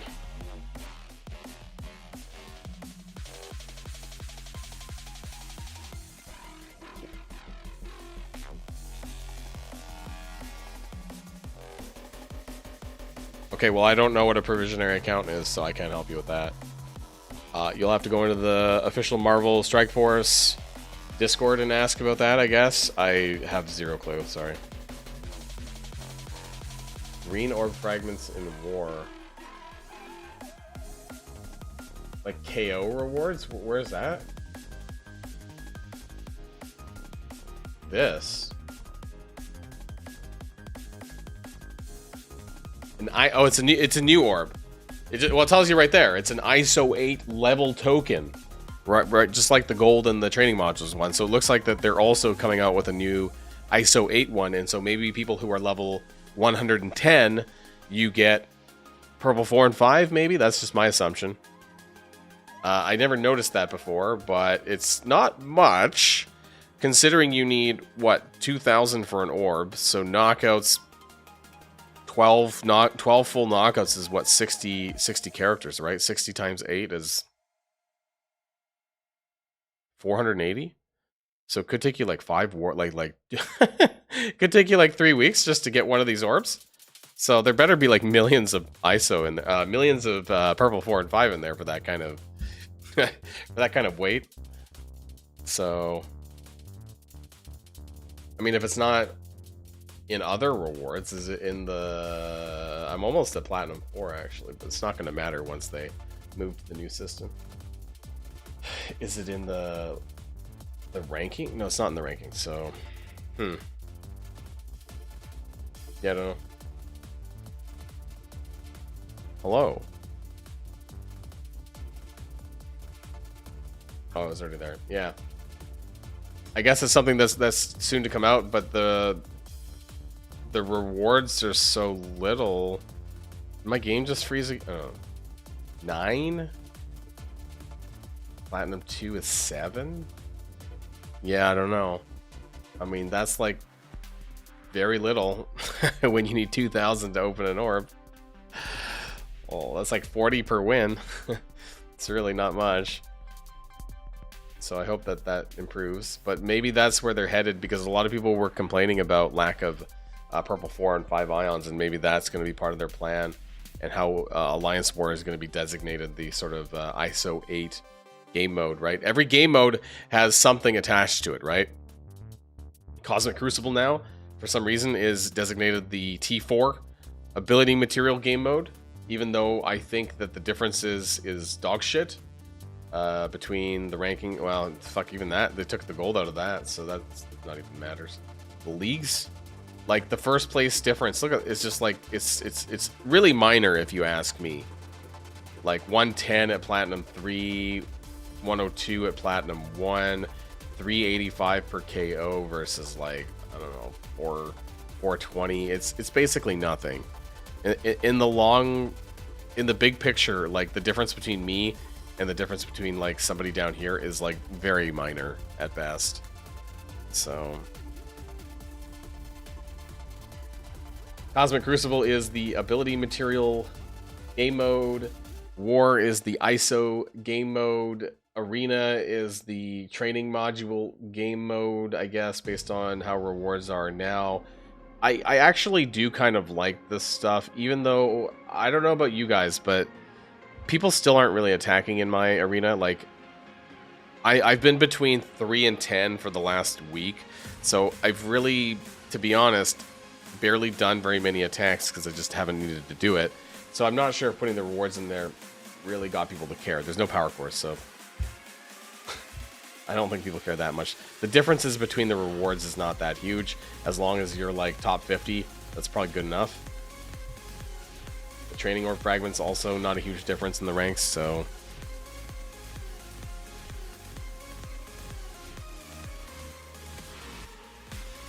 it's what it is, I suppose. And then raids, you're supposed to be your gear, right? Where you get your gear stuff.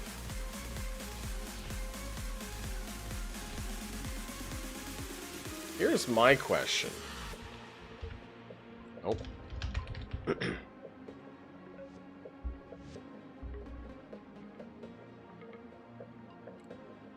Is Julia going to be free to play available before Scorpion Breaker?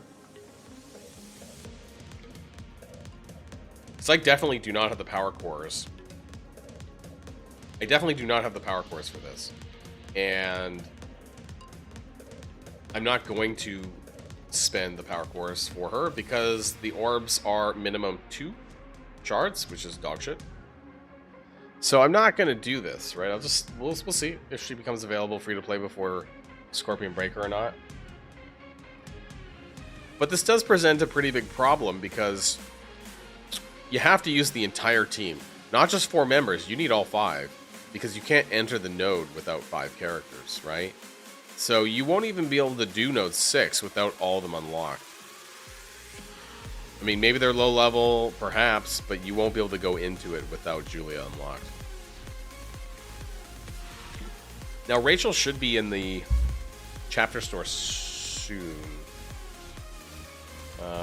Let me check my spreadsheet on that one.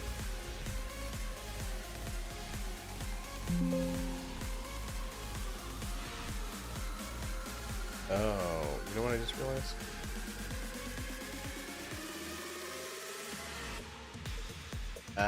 So Rachel Cole Alves should be in the season store this week, actually. On Friday. I wonder if they're going to put her in there or not, because we're kind of nearing the end of Terra credits soon. But she should be in there on Friday, according to my spreadsheet, at 3 weeks.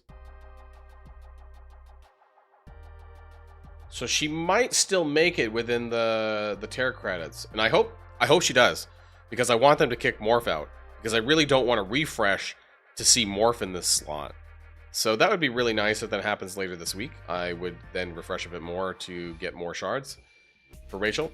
Now, for Julia, though, it's not expected until August the 6th. And so that's like towards the end of week 1 of chapter 2. So she should still be there when the Scorpion Breaker event is ongoing. But, you know, I don't know if they're going to give other shards for her or not, other than that.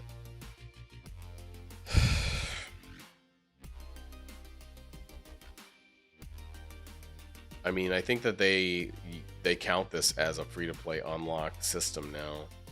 So I guess we'll just have to wait for that. I really want to get the 4 diamond completed on this, but I'm going to wait, I guess. I don't want to spend my chapter currency on this just now. Actually, they should be farmable soon, right? Oh, no, they're not. Daring Warriors is the next farmable team. Actually, we should get Daring Warriors farmable quite soon, like in a week. And then I guess it's another month, so probably about 5 weeks for Shadow Conclave. Looking at my spreadsheet. What's your opinion on the Spider-Man orb? I don't know. Am I supposed to have strong opinions about the Spider-Man orb? It's fine. There's new characters in it. As long as there's new characters in it, that's fine. It's just character shards. I wouldn't read too much into the characters that are actually in it, though, because there's a lot in here. I think they're just Spider-Verse characters. It's fine.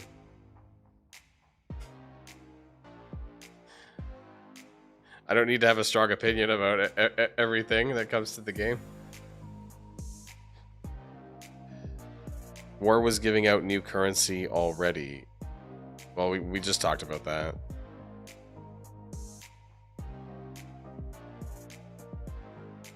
I wasn't talking about Toxin. I'm not sure why you're talking about Toxin. I was talking about Rachel Cole Alves. I think we're aware that Toxin's in the chapter store. He's been in there for like 2 weeks now, or something.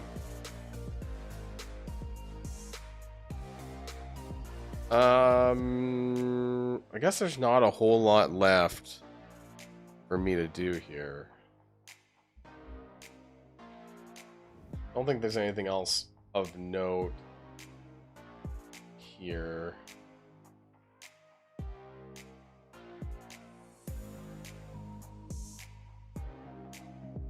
I think that's it for now. We do have, of course, Battle World starting later on today. And I have changed my alliance's difficulty to D9 for the first time, because I wasn't sure if we would hit the 20 kills on Maestro, so I am hoping that we all come together and get this done and get our 20 kills so that we can get an extra 10 shards. If not, we need to make sure that we're getting 17 to make sure that we're getting the same amount of shards as last time on D8. So the minimum for us to make the same progress needs to be here at 17 kills. We got 24. Did something happen to my camera? Can you guys hear me?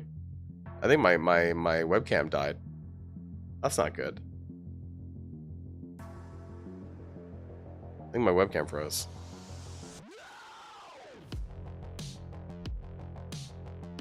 Oh no, my webcam died.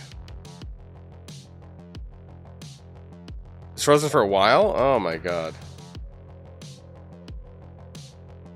Did it overheat? Maybe I need to unplug it and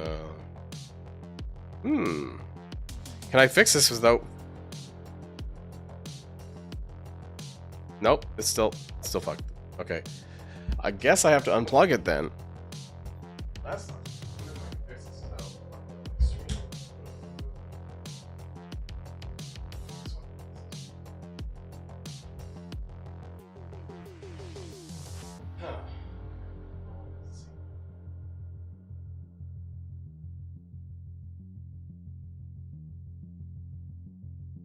Okay, let's reboot. Let's see if I can fix this. Yeah, I think this happened one time before, and I think it was just an overheating of my... Loki, can you not lick my leg, please? I think this is an overheating of my... of my system. Okay, let's try this again.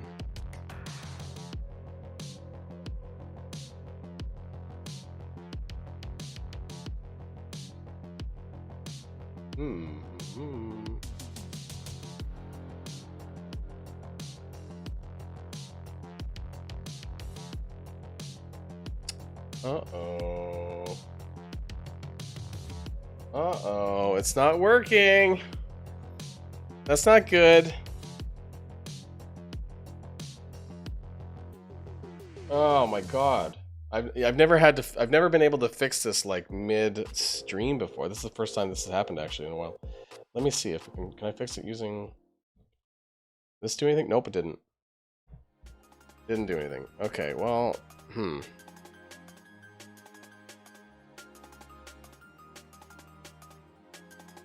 let's try something else. Can I at least put something cool in the background while you guys are, I don't know. Well, stare at my shitty Amazing Avengers roster. Now let's stare at all these things I have starred at the top. Let's talk about Eternals, right? We'll just leave that there in the background while I try to fix something. I don't know if I can fix it in the middle of a stream without taking my OBS down. This is annoying.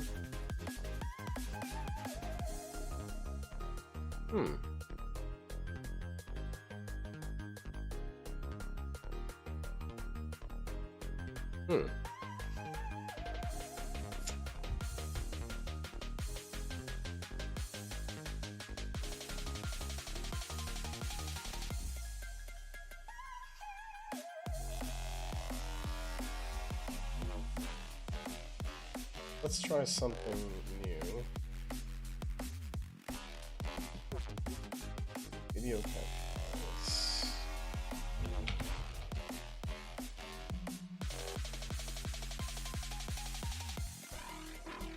Nope, it's just totally not working. What the fuck?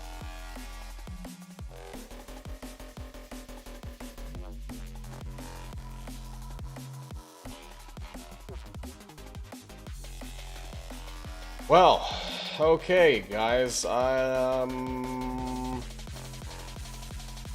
never had this problem before. At least not.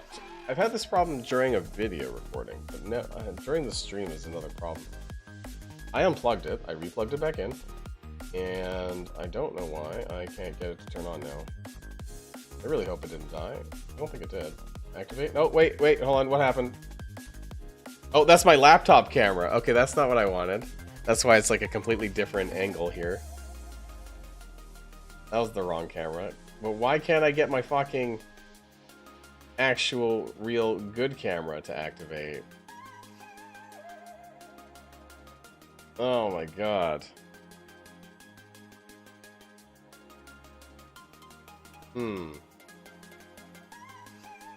Well, that's interesting. I mean, you don't want to see like this version of me because you're just looking at my shirt. My my laptop. Hi guys. Hi. My laptop's like way off to the side.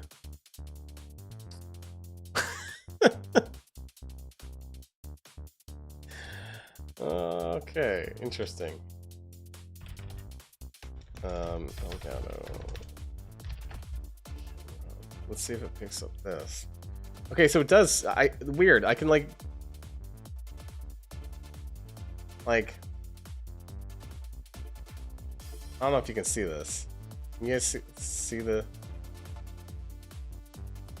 like it works here? Can you guys see my screen? Like, hi guys. So like this is like Oilonception here. So I can put it on my actual like camera program, but it won't activate like in OBS. This is super strange.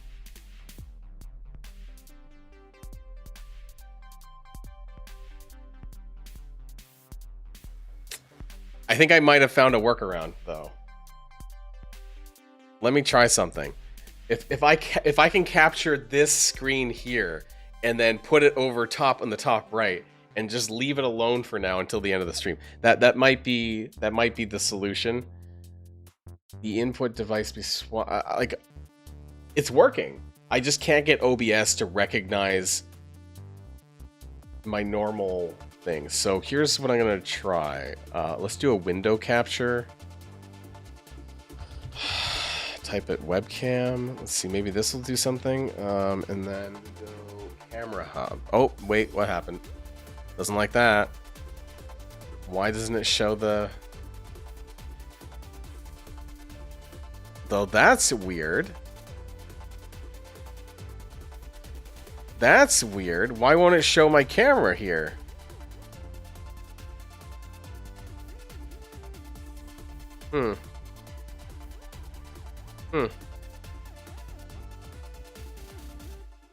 OBS capture, no.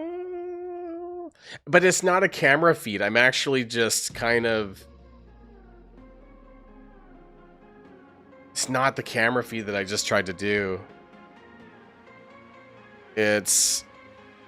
I was taking basically a screen grab, more or less, of what was on the program. So I guess it didn't like that. Let's try...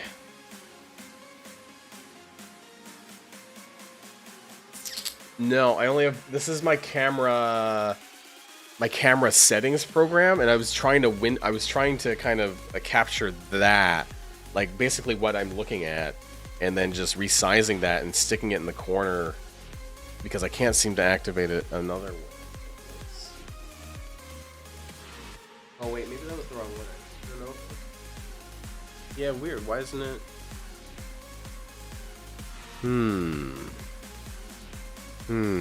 Okay, let's get rid of that one.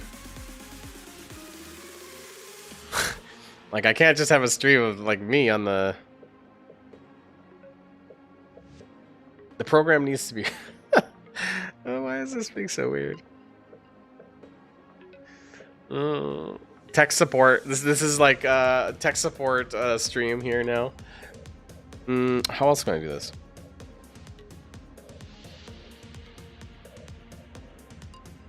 It's not a browser.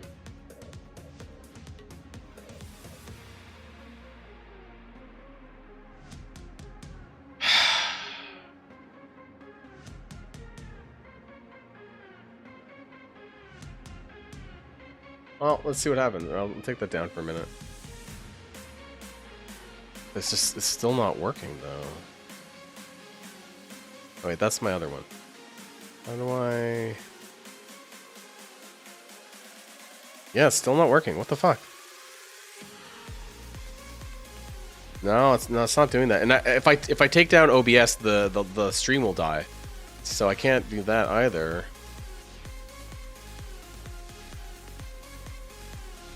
No, I don't know.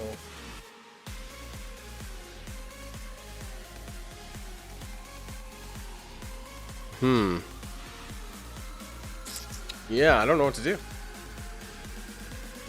I don't know what to do because I don't want to end the stream because I need to carry on and do some other stuff. Unless I just deal with this laptop one, but yeah, this is the first time this has ever happened. I'll give it another 5 minutes to see if I can fix something here. Because I can't just, why won't it show, that's interesting. Why won't it show the... Why can't I just window capture the program? It like won't recognize video capture device. Image. Game capture? Display cap. I don't think it's display capture. Is it? No, that's a monitor.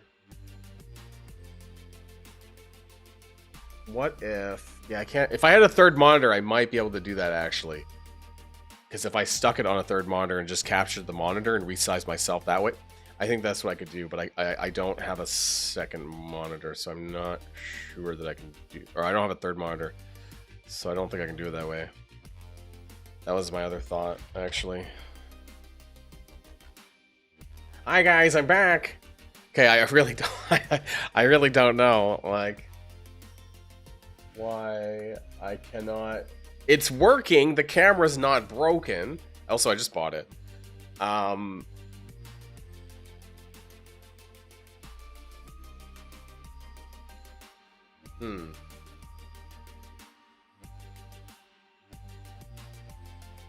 Why won't OBS play ball? What can I do about this? Can we, like, no. I was like, can I resize this? On the other screen. Is there a way where, like, I can... Okay, that's not what I wanted to do.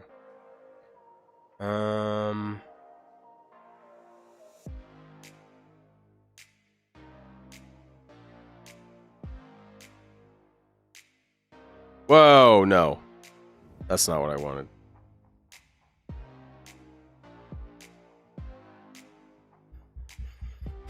Well, that's a bit unfortunate. I guess I will have to record without it then, I guess. Or, yeah, I can't. Why won't it... Let me try one more time. Let me try one more thing. I'll go face cams. Last attempt before I move on. Camera.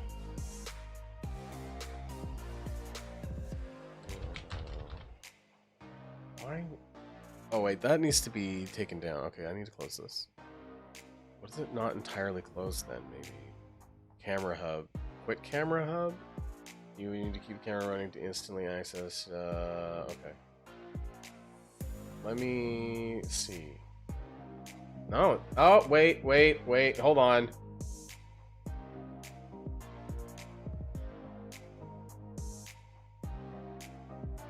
Hold on.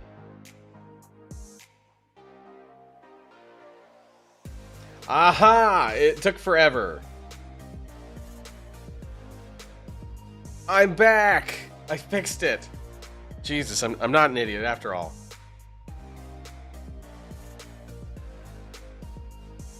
Okay, wow. It just took so long. Okay, well, I've learned something today.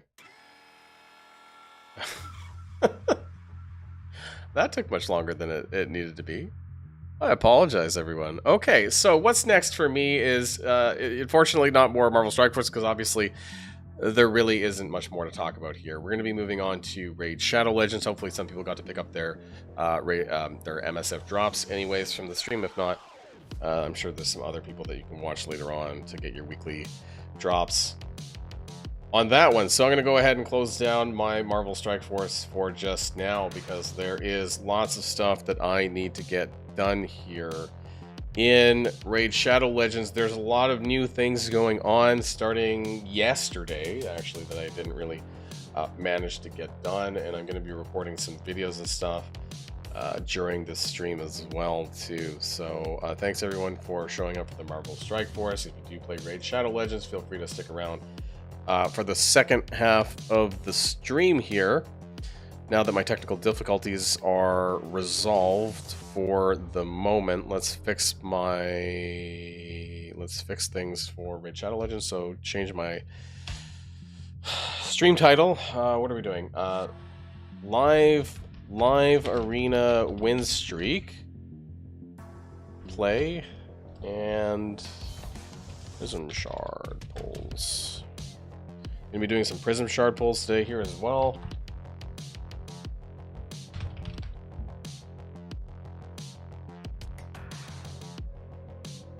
And that. Okay, there we go.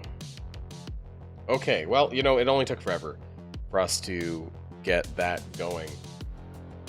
Oh my god. Better late than not never, I guess. Oh hey, got 2 red Sir Artemage. I'm gonna try. Yeah, I'm gonna be recording on stream here. I'm gonna be doing 2 separate videos. I think I'm gonna be doing the live arena stuff first because I haven't even done the win streak stuff. I probably should have done it yesterday. I didn't know it was a daily reset actually, and so I missed out completely yesterday. I didn't know that you could do it like once every 24 hours. I actually thought it was just one time in this 3-day period. Oops. So I didn't really get a chance to do this, but I'm gonna do a recording of my 5 attacks and see what ends up happening, or my 5 arena matchups, and see what happens and how I feel about this.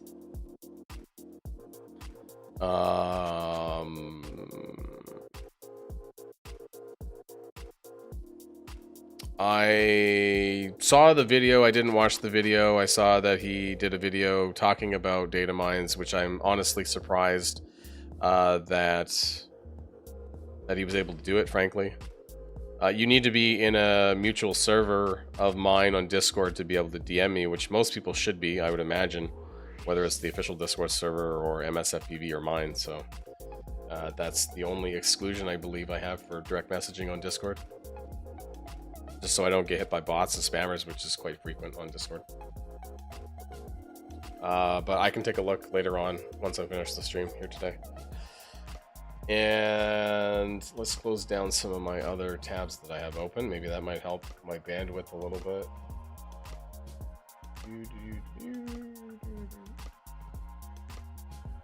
Okay.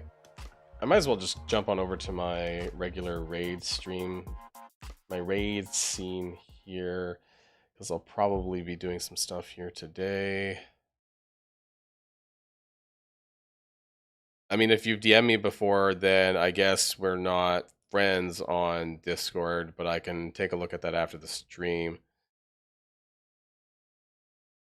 You don't use any MSF Discords? I mean, that's unusual for most people who are active players, but it's fine. Yeah, I normally use that as some sort of guidance. If I have nothing in common, no mutual servers, then I kind of consider that to be like spammers. Honestly, after too much drama after the ban wave, I don't know why. Oh, the servers that you were part of was too much drama. I mean, if you were part of the Civil War Discord, I know that was super dramatic. That server, especially, is probably like the worst one. Let me. There we go. Fix my background removal. Okay, Loki, can you? He's like literally in the. Yeah. Can you go to your bed?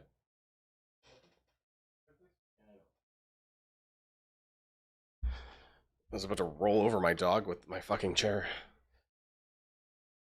My dog always lies like in front of my chair. It's very inconvenient. Okay. I don't know what to expect on Arena here today. This is going to be something a little bit different, but we're going to record this and do this first, and then we're going to do some Prism Shards later. I have decided to spend $100, which is much more than I usually do in other games, but I am interested. It's probably not going to happen, but I am interested in seeing whether or not we pick up Arya the Golden Hope. I hope. She's really good. But I could use some of these other characters as well. I only have a couple of these legendaries, actually. But anyways, I'm going to record. I'm going to take a drink of water. And then I'm going to put this up on my raid channel later. Okay. What's going on, everybody? Boylon here, back for another video on Raid Shadow Legends. And in today's video, we're going to be talking all about the live arena win streak. Or what I mean is that I'm going to be doing my win streak matches here. Gonna see how it ends up going. I honestly have not done an arena-based video in some time. And we're going to see how crap it is or not. I know that Plarium doesn't have the best track record when it comes to arena-based content and matchmaking and all this stuff, so I want to see how it is for me. Now, what I learned and what I heard about before this went live is that people were intentionally bombing their live arena rating. Like, they were going to go on and like bomb like 20 in a row so that when this win streak comes, that they would have better matchups for that. I don't know how much that matters, and maybe that's something that you might want to consider when this win streak period is over, or at least prior to the next win streak period. I actually have zero clue how frequently this comes back. If anyone knows, please post in the comments down below. I have not read everything there is to read about this win streak feature. But before we get started with the rest of the video, I do want to remind people that you can use the QR code in the top right hand of the screen to make a new account or an alt account or whatever you would wish. Legendary Orc Artak. You also get Farrakhan the Fat, Fenix, and Kryden the Blue. Some amazing epic characters at account level 10, 20, and 30. And don't forget about this amazing beast, the legendary Pelops the Victor from the new Argonauts faction. And all you gotta do is use the promo code RAID7 in the first 48 hours of a brand new account. So I guess let's get started, right? I missed yesterday. So what I do know is that at the end of your 5 matches, or if you win 5, but fight until you get 5 wins, or 2 losses, and then based on how many wins you do get, you get some of these chests. Now, unfortunately, it does not. Does it tell you like what's actually in them? Oh yeah, there is. Gladiatorial. There's 2, right? The warlords at 5. You get some random crap in the, I guess, wins 1 through 4. Some stuff that you can see here.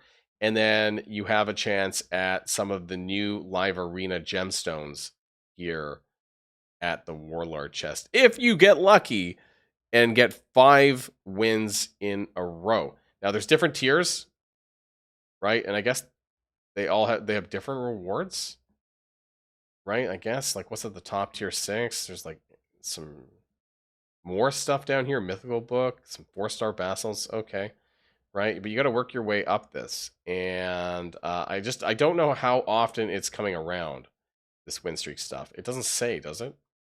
Like, is this weekly content? I don't know. Somebody let me know, because I'm not sure. But let's sign up. Let's give this a go anyways. Maybe I do need to. No, that didn't have it. That was going to learn more, but I don't know how frequently this. We're going to sign up. We're going to do our 5 matches here, and we're going to see what ends up happening. I do have some pretty good live arena characters, I'll be honest. But we'll see whether or not I get mashed up and get smashed or not, or if I do some smashing myself. We'll find out. So number 1, the one thing that I hate the most about live arena, and I always choose Fabian first. I have multiple lockout champions, and if they ban Fabian, that's okay because I have another one. But at least they're Marichka. I don't really like her either. But let's go with my Arbice, who is my speed up champion. So she is my speed lead, so to speak. And then I also go with Hilvi, and those are my 2 main support characters there that I use. I mean, I guess Fabian's also support, but in this case, I like to do this. And now that I know that they've chosen Marichka, I'm actually going to take Arn the White, who is my character that I use for Death Brand, which means that if I kill anyone, they can't be revived. So Marichka's passive isn't as useful, I suppose, when everyone's dead and have Death Brand on them. So I'm going to use Arn the White, and I'm also going to be using Sabrail the Distant, which I pulled a little while ago, but she has been a live arena beast. Now, she is my 2nd lockout champion, and she does some other stuff, so if they ban Fabian, I'm totally okay with that, but they're probably going to ban Sabrail, because if they're smart, Sabrail is a much bigger threat than Fabian. I could also just ban Marichka, but I'm not that threatened by her. I'm actually more threatened by Empress than, like, Leo, to be honest. So I'm going to ban Empress. He's probably going to be the main damage. I'm surprised they didn't ban Sabrail. Assuming this is a real person, Sabrail is a much bigger threat than... Also, Sabrail gives 33% arena speed, which is pretty brutal. So I hope I win the speed toss. The coin flip here. My Arbice has a lot of speed, and I did win by quite a margin, actually, versus Theodosia. Now, she's got Fortify, though. That's interesting. Now, I'm going to go... Oh, it's not going to hit Marichka. I'm going to go for it anyways. Oh, we clear... Oh, fuck in the black. Well, I think that's okay. Okay, so we can still get the lockout. But now they have block damage. So I'm actually going to go for the steal here. Right? And then we actually spread that around. Now, here's the interesting part. We did not Deathbrand Marichka, so she's got really high resistance. I'm going to go for over here and try to... We didn't kill him, but he's Deathbranded, right? So he died that way. And maybe we might be able to... No, if we can kill Theodosia, though... that's fine. He gets back up. He's gonna try and hit somebody. I don't know who he's gonna hit. Oh, okay. Okay, that's fine. Now, I'm gonna try and kill Theodosia. Because if we do... Oh, we landed that Deathbrand.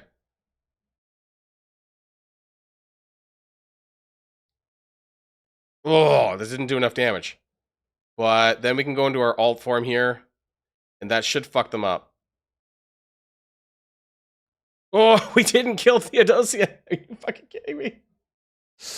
Oh, okay. I'm gonna like basic attack. Okay, she died from a bird. She was really beefy. Okay, well, you know, that's fine. There we go. Too bad, Leo. Okay, and he's not dead. Okay. Should be fine. There we go. Well, we cleared the stone skin. I mean, he's not gonna solo all 4 of my characters at this point. Fuck you, Leo! Sabrail. So the nice thing about Sabrail is that anytime you put up a block damage or anything like this, Sabrail will activate her A1, which ignores block damage and unkillable. So that was pretty good. That was my first win. So I'm gonna walk away with a chest. So for better or for worse, that was Live Arena number 1. Let's go for Live Arena number 2 and see how this goes. So far, so good, right? But we're at level 98, but he's got 15,000 LA points. Are you joking me? This guy's going to probably play around with me. He's probably like, he's just like an a Live Arena character player. Let's go with the same pick. We're going to go start with Fabian. And I'm hoping that nobody's going to... If somebody chooses Arbice, I'm probably dead. Because I don't have many characters that can replace her for speed. Because she's at like 420 speed. Which is kind of crazy. And none of my other characters are actually that high. So I kind of need her. And then we're going to go... you know what? I fucking hate Predator. However... I think I'm going to go for... Bayek and Sabrail this time around. Because I can't get crit hitted with Bayek. Oh, Vestel. Oh my god. Vestel's such a pain in the ass too. Oh. Oh, I don't know. I know Vestel is such a pain in the ass.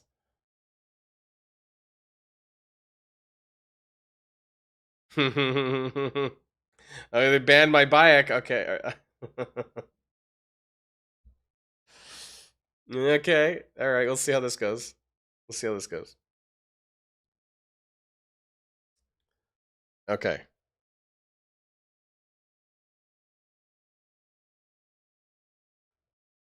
I didn't go first. So really, I didn't go first. My Arbice lost the speed. Shit.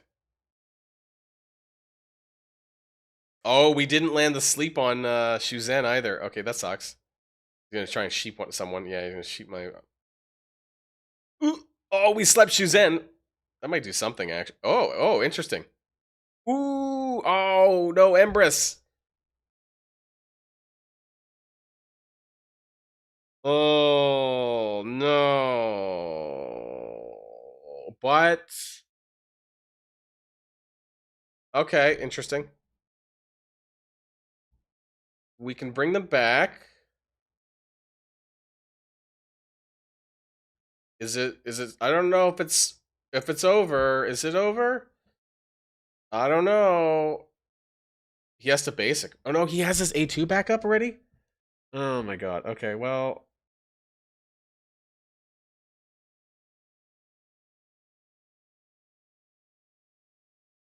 Really? Okay. He's got his fucking sheep thing back up again? No, he doesn't.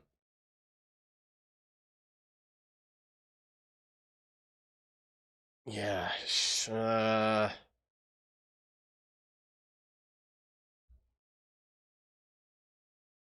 gonna hit. Oh, no. Okay, I was surprised he went that way, but okay. Yeah, I don't know if I can. Unless Fabian can shake it. No, no, we're done. We're done. Yeah, that's it. That's it. I should probably just.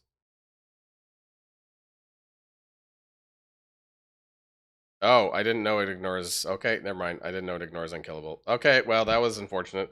We're already down. We're 1-1. We're down 1-1.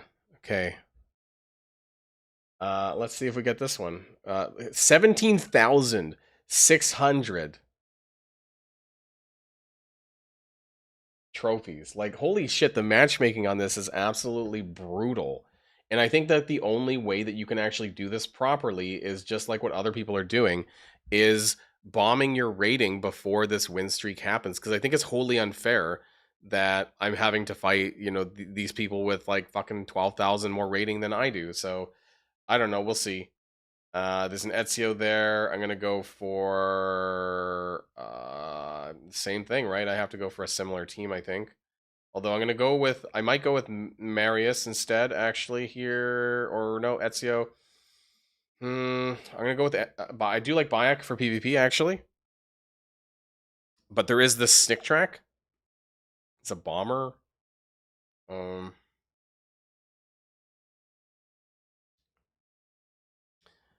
I mean, if I want to take PvP more seriously, I'm gonna have to set up more Mercurial builds, which I think I need to start doing, and I haven't quite yet. Now, does Kaja, that's Kaja, right? Does she even have turn meter fill? I'm not sure. Normally, I wouldn't go and ban Arbiter, 'cause that's not too. I'm not worried about that. But I don't know if Kaja. Maybe I don't know her kit very well, and that's my bad. I know she revives, but I'm not sure if she's a turn meter fill either. I don't think so. So we get that. We locked them out there, other than Empress, right? So that's still a thing.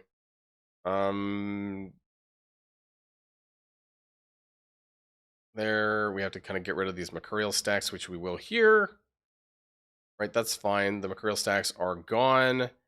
And then I'm going to change into my alt form and try to nuke them down. Okay, we got 3 out. Could we lock him out? Oh, we didn't land the ability block, so he is going to flip. But he won't be able to crit me. Oh, he didn't get a free turn. What happened there? Oh, that's weird. Huh. Okay, well, I guess that's a win. Interesting. Oh, no, he came back. Well, it's still a win. Okay, well, there you go. Okay, so we're 2-1. We still got 3 more matches. Oh, wait, no. You can keep going until you get either 5 wins. I thought it was just a best of 5, actually. But no, you keep going until you lose 2. But we'll see, right?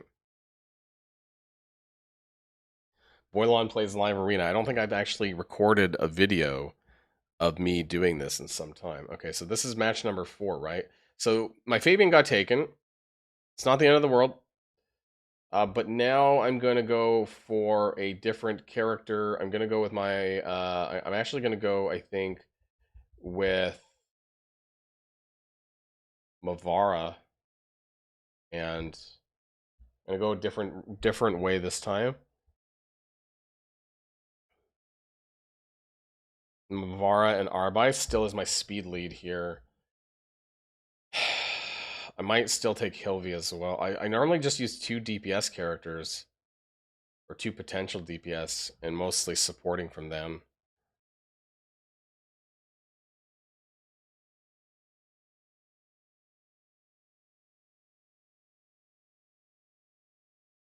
Alright, taking their sweet-ass time to pick.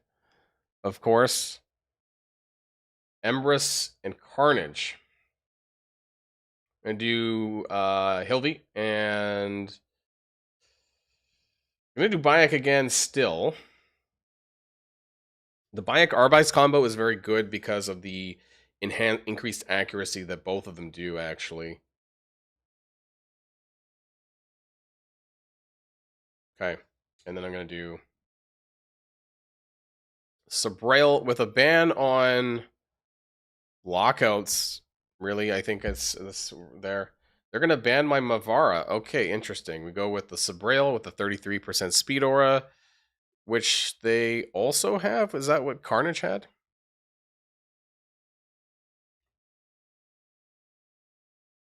Are we first? We are first, but they got a lot of Stone Skin and some other shit. Wow, Lamasu actually went despite my fill turn meter. He's gonna give it to probably Commodus. Okay, interesting. Now he's gonna alt form, and let's see if this blows me up. It might. Well, it can blow up 2 of my characters. Didn't kill. Okay, that's fine. But I'm gonna go for the freeze. We didn't get it on Empress.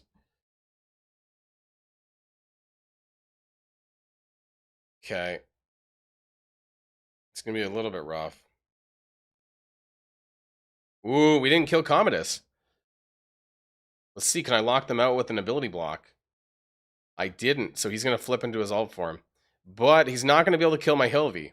So we might still have this. We'll kill the others. But I should still be able to revive them. So that's a pretty big deal, actually. Ah, he left. I got him. I got you. I got you. Okay, so that's 3 wins, 1 loss. I need to get 2 more. I need to get 2 more in a row to get the Warlord chest. 14,000. Not feeling too good about this one, but we'll see. Can Boilon do it here? 6 red predator. That does not seem too great. Let's go for my Hilvi has a full Mercurial set, which is what I like. I need more Mercurial sets. I need a really high speed Mercurial set, but I know I can't do that with my Arbice. That's the problem. Oh fuck, guys! We just got outpicked on Sabrail. I actually had no idea that anyone was going to be able to do that, right? Because Sabrail is so new and so rare. I did not expect anyone to pull that out. So that's a small problem, which means we'll have to ban her and then go with somebody else, and that leaves me with, I guess, Arn the White on the damage side of things, probably, or Marius, but my Marius is not very fast, which is the problem. I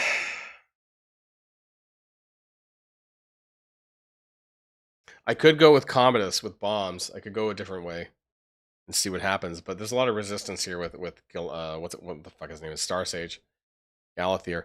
Yeah, Sabrail's definitely getting the ban. Theodosia, lots of HP on these characters. I think I'm gonna go with Commodus and then ban Sabrail. We'll see if this pans out or not. I don't know, or if this is the end of the road for me. This could be the end of the road. 25% speed. They got 25% speed. Let's see who's faster. This could be it. This could be it for Boilon. Oh, I did actually make it first. Interesting. Okay, we might look at the lockout. Oh. Now, from here, though, 2 of them, and they can revive, right? These guys can revive, so it's a small problem. I'm still going to bomb them. However, I'm going to get hit by that. That wasn't great either. Okay, we killed Marius, but I was kind of hoping that we could do a little bit more. I think I'm screwed here. I would have needed to use something like a Marius, my own Marius, to kind of knock down those. Yeah, they have 2 revivers, right? Don't they both revive? I've never dealt with Theodosia and Star Sage at the same time, so I think this is the end of the road for me. Sadly. I need more Mercurial. That's it. I need more 9-piece Mercurial sets, and I think I need to start working on that if I care at all to do any of this stuff more often. Yeah, he's gonna, I don't know, fuck me up here, probably. That didn't do as much as I thought. Why did it... Wait, did I lag? I was, like, wondering why it was doing all of my stuff for me. Okay, well, that's probably end of the road there, too.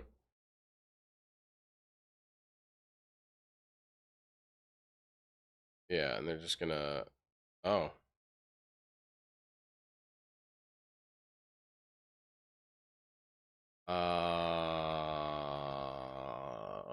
Right. Okay, we did manage to get a freeze on there somehow.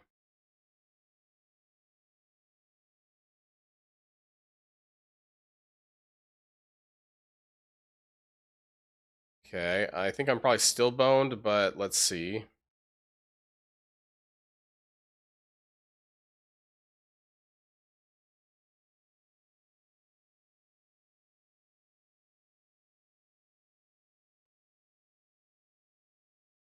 I don't know how we're still alive, but I feel like we're gonna be kind of screwed soon.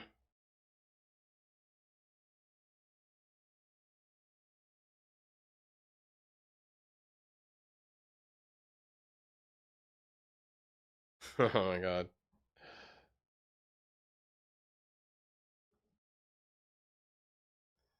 Is there any point in continuing to play this? No, probably not. Okay, yeah, I knew that was going to end soon. Predator just nuked me. Okay, well, that was the end of my win streak.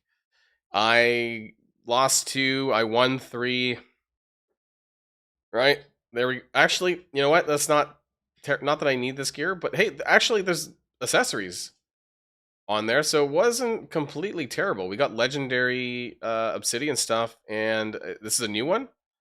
Wearer receives 5% less damage from enemies under debuffs placed by the wearer. The wearer receives. Okay, interesting. So this was the results of my 3x win streak. Unfortunately, I didn't do better, and we have to wait to sign up again. I feel like because you can keep playing, right? And I think this almost, should I be... Oh, no, so I can't sign up again. Oh, wait, you can only play during the win streak period? Oh. Oh. Well, this is tough because I wanted to get more live arena wins, but apparently I can't. So maybe I should have learned more about what all of this stuff entails. I'm curious though, guys, how do you feel about live arena win streak in Raid Shadow Legends? Have you done it yourself yet? I feel though like you want to kind of bomb outside of the win streak period. I feel like you want to bomb your live arena rating a little bit going into that, so you get some better matchmaking. I feel that's what a lot of people have been doing, or previous to this when they knew it was coming soon. I did not take advantage of that. It is interesting, I guess. I have mixed feelings about it, but I did pretty well for the cards that I was dealt, and I guess I have some decent characters as well.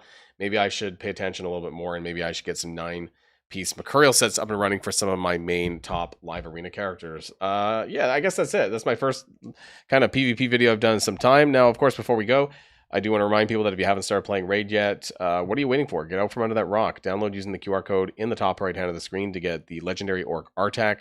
Also, Farrakhan the Fat, Fenax, and Crichton the Blue at level 10, 20, and 30. Don't forget about Pelops the Victor. He is the legendary from the Argonites faction from the anniversary event this year. Just got to use the promo code RAID7 in the first 48 hours of a brand new account. That's it for me, everybody, and I'll see you guys all on the next video. And if you like this video, make sure you hit that subscribe button if you haven't already, and you'll be greatly helping out the channel. Have a great day, and I'll see you guys on the next one.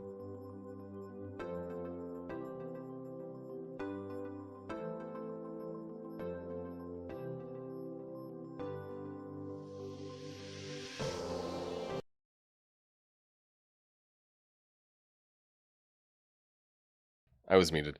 Were you my last opponent, Ian Kelsey, or are you just saying that? I have occasionally sometimes run into people on Twitch or YouTube while I've been doing this. So yeah. That was my first go at Live Arena with the win streak thing. It's interesting. I did get some decent stuff there. Oh, it was you. Okay. That means I hate you because you ruined my you ruined my run. I didn't get my 5 chests. It's fine. Did you just queue up knowing when I was playing and hope to randomly get me? Is that what happened? Or did you I'm surprised we matched up. It's quite, I mean, I don't know how many people are playing currently, but it's still a bit surprising anyways. So I can't play this like outside of it? It's kind of crap. I need one more for the primal quartz.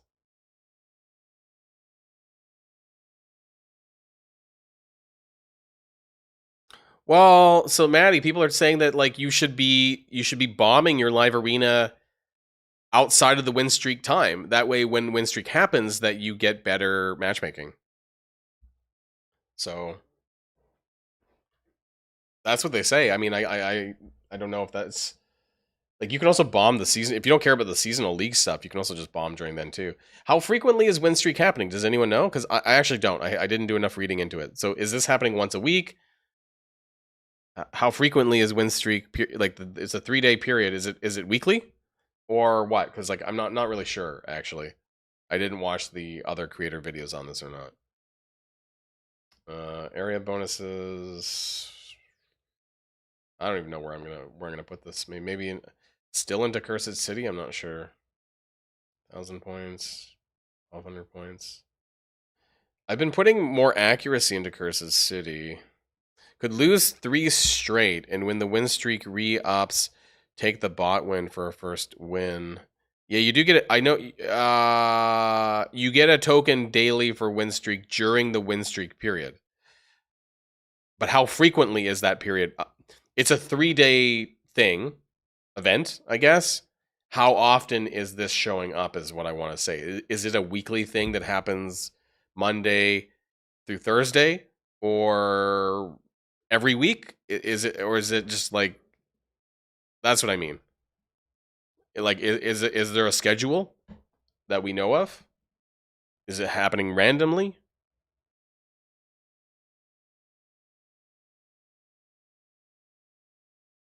Oh, yeah, I mean, well, I mean, live arena matchmaking was never really good.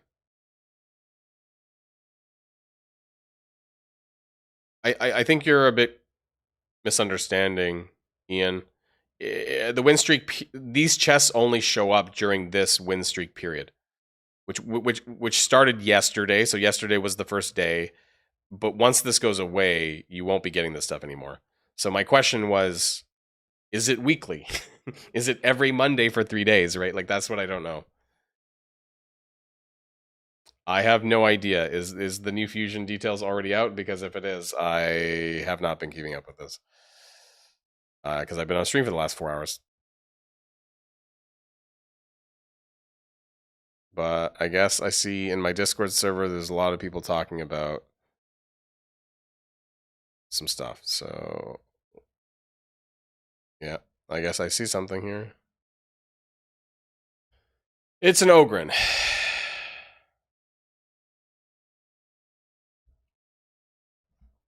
On Monday already. We don't get a, it's just this week off?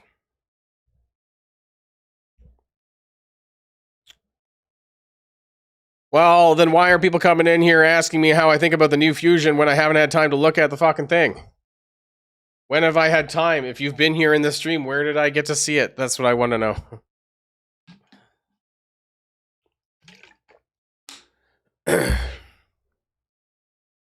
%20 speed in all battles. That's weird because isn't it usually like 18% or 19%?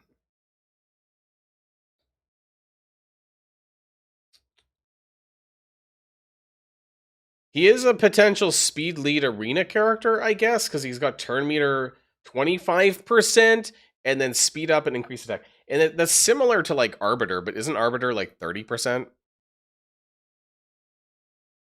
For slightly less than Arbiter, who most people use anyways.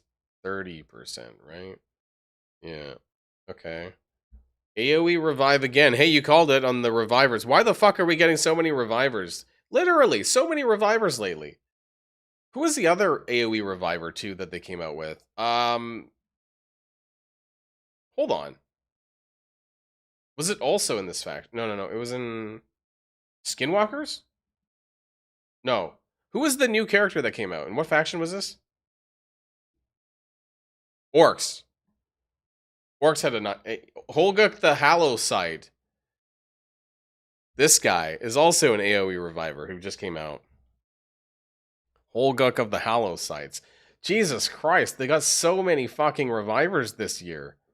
Like, it's crazy. Not all of them have been like free to play available, but still, you know, that's wild. Okay. 60% defense and strengthen. Now, can this skill be used outside of reviving? It doesn't say that, right? I'm thinking no. Can this only be used during a revive, or can it, like Hilvi, be used outside of it? Because that makes a pretty big difference. And I hate revive skills that cannot be used outside of when a character is dead.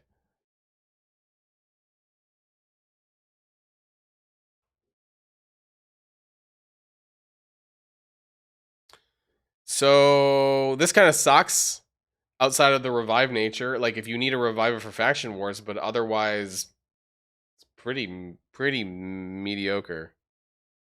Whenever an ally is killed, heals his champion. Okay, I mean it's.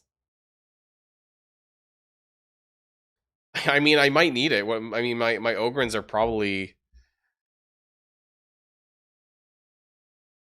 not very good on the support front, that's for sure. So maybe I'll do it for faction crypts, but I mean, I'm not too impressed otherwise. I'll probably do it for faction crypts, faction crypt hards, but other than that, I'm not super impressed by like it's pretty middle of the road, I would say. So it's a very like faction crypt, cursed city kind of support character, I think.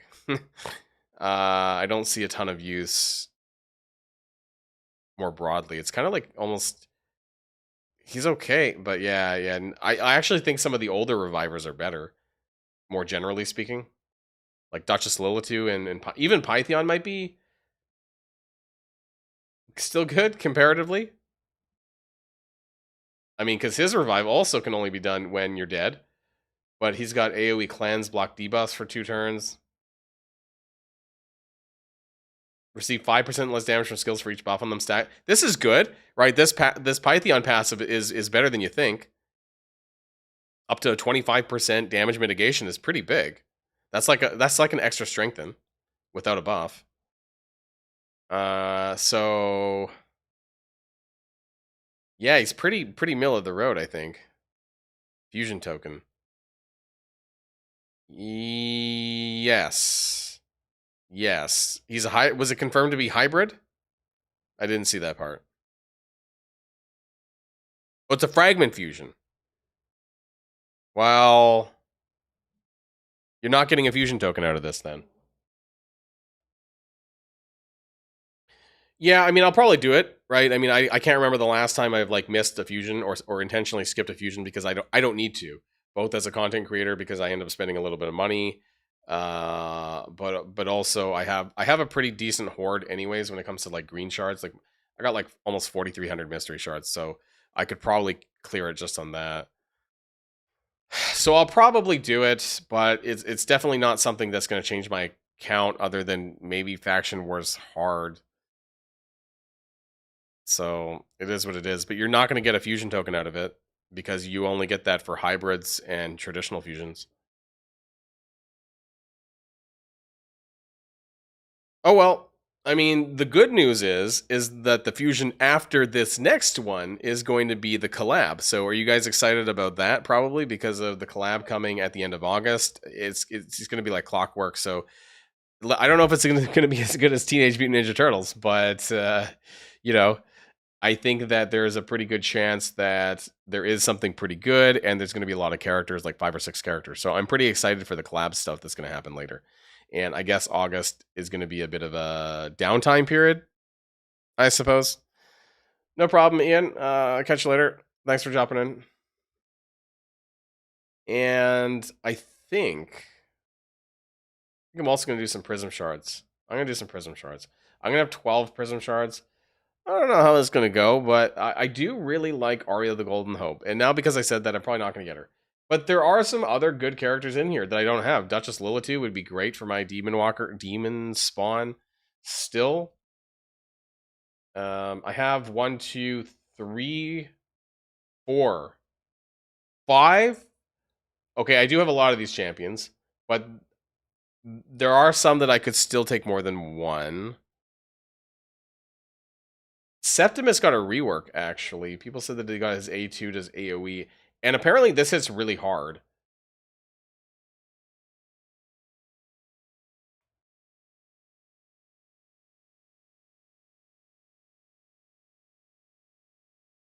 Damage inflicted by this champion increases by 30% if the enemy's max HP is higher than this champion's max HP. So he's definitely the epitome of a glass cannon, for sure.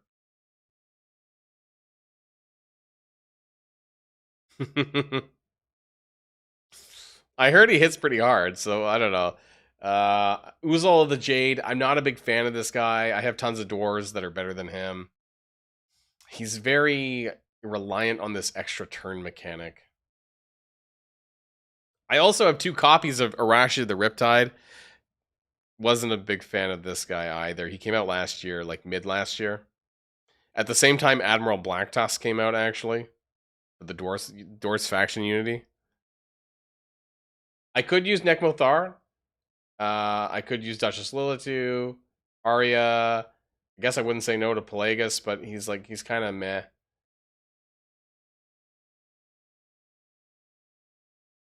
Funny thing is oh, and of course Septimus. So I could use about half the characters. I'll still do it though, right? I'll still do it. I'll do it for the vids. I'm gonna get some water though. Because I keep forgetting they're limiting tokens. I have 4 tokens still, but I think I've mentioned this in Discord that like and I guess I'm lucky, right? I have most of the fusion token characters. There's only like niche characters now for me, like Morrigan, which is that protected heal block. I think she's just 1 token, or is she 2 tokens? I don't remember. And like Tormund, these other like niche winter characters that like, yeah, I don't know if they're as meta anymore. Like their meta period didn't last long with Mercurial now, but I'm sure they're fun. But I think we're gonna do some prism shards here. Gonna get some water. And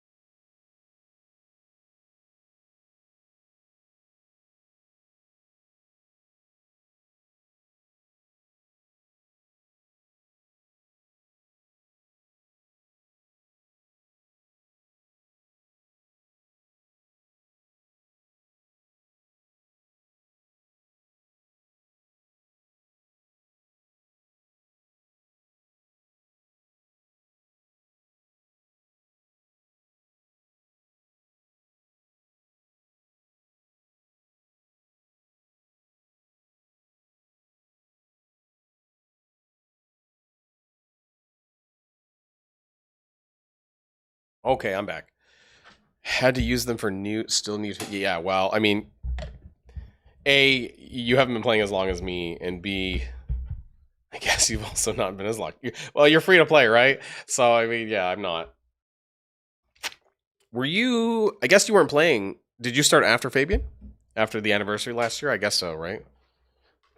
I think you said that you started just before Turtles, right? But you weren't able to get. You didn't get Donatello. You just got Leonardo, or did you get Donatello? Actually, man, missing Donatello would suck. He was so good. He still is. I am so lucky that I have two of them. I got two Donnies. I have Donnie A and Donnie B. Donnie B does not have red stars, but I still use him in my Hydra, my second Hydra team because his kit, right, is just too good. I just stick my gear from Donnie A's gear onto Donnie B, right, and it's the same stuff because it's the same Actually, I have different accessories, but so I don't have to keep swapping. But yeah, Donnie's just such an amazing character. Pulled one prism and got Lady Annabelle. She's okay. She's usable in kind of solo builds when you're fighting Bommel, because Bommel's bombs blow up and then she gets 50% of the max HP. She just needs to be geared up in a way where she can survive like the rounds, the turns.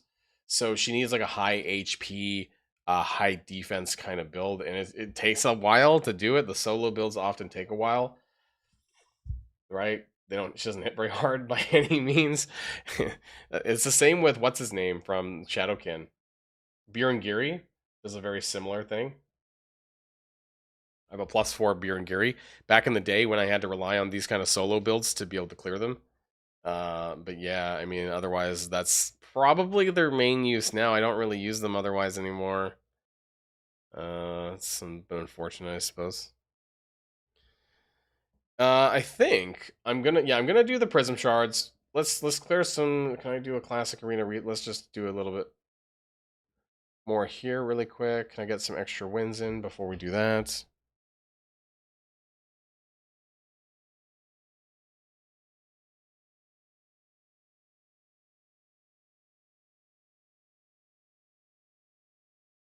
Okay, let's get. I love my my Sabrail. Sadly, wait, was it the guy in the who just showed up at the YouTube channel? He had Sabrail.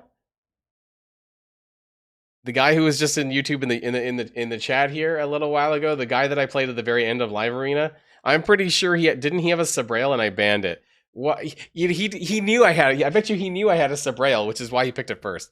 I almost never pick Sabrail first because very few people actually have Sabrail, and it's extremely unlikely that somebody picks it before I do. Right? It's because they don't. Very few people actually own Sabrail, so I don't expect anyone to pull it out on Live Arena.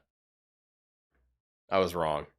I guess if you see Boylon, you know that Boylon has Sabrail on Live Arena, so I guess that he's probably going to use it.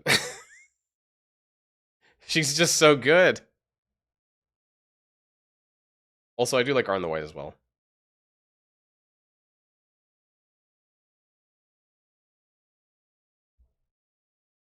We go with the Arbice, into the Fabian, into the Sabrail. Everyone's got their cooldowns reduced, and then we go here, and then we nuke them. Oh! What? Okay. Okay, now we nuke them? There we go. Okay, that's hilarious. Okay. Marius nuked me. My bad. Because I played it on auto.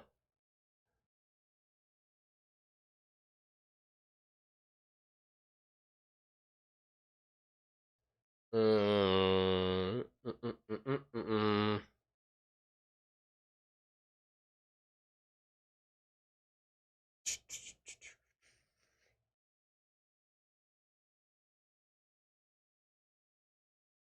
Okay. Now we're going to do the prism shards after this and see if I get lucky or not. And I guess that'll probably be the end of the stream there too. I don't think I have a ton left to do. Actually, I do have a few more things I could do after that, but we'll do the shards. I'll have 12 prism shards, so okay. Let's do that. All right, we're going to do some more recording here today. Which I guess I don't know the order. Maybe I'll put the live arena out tomorrow and the prism shards later on. There's something else that I want to talk about with regards to the prism shard, actually.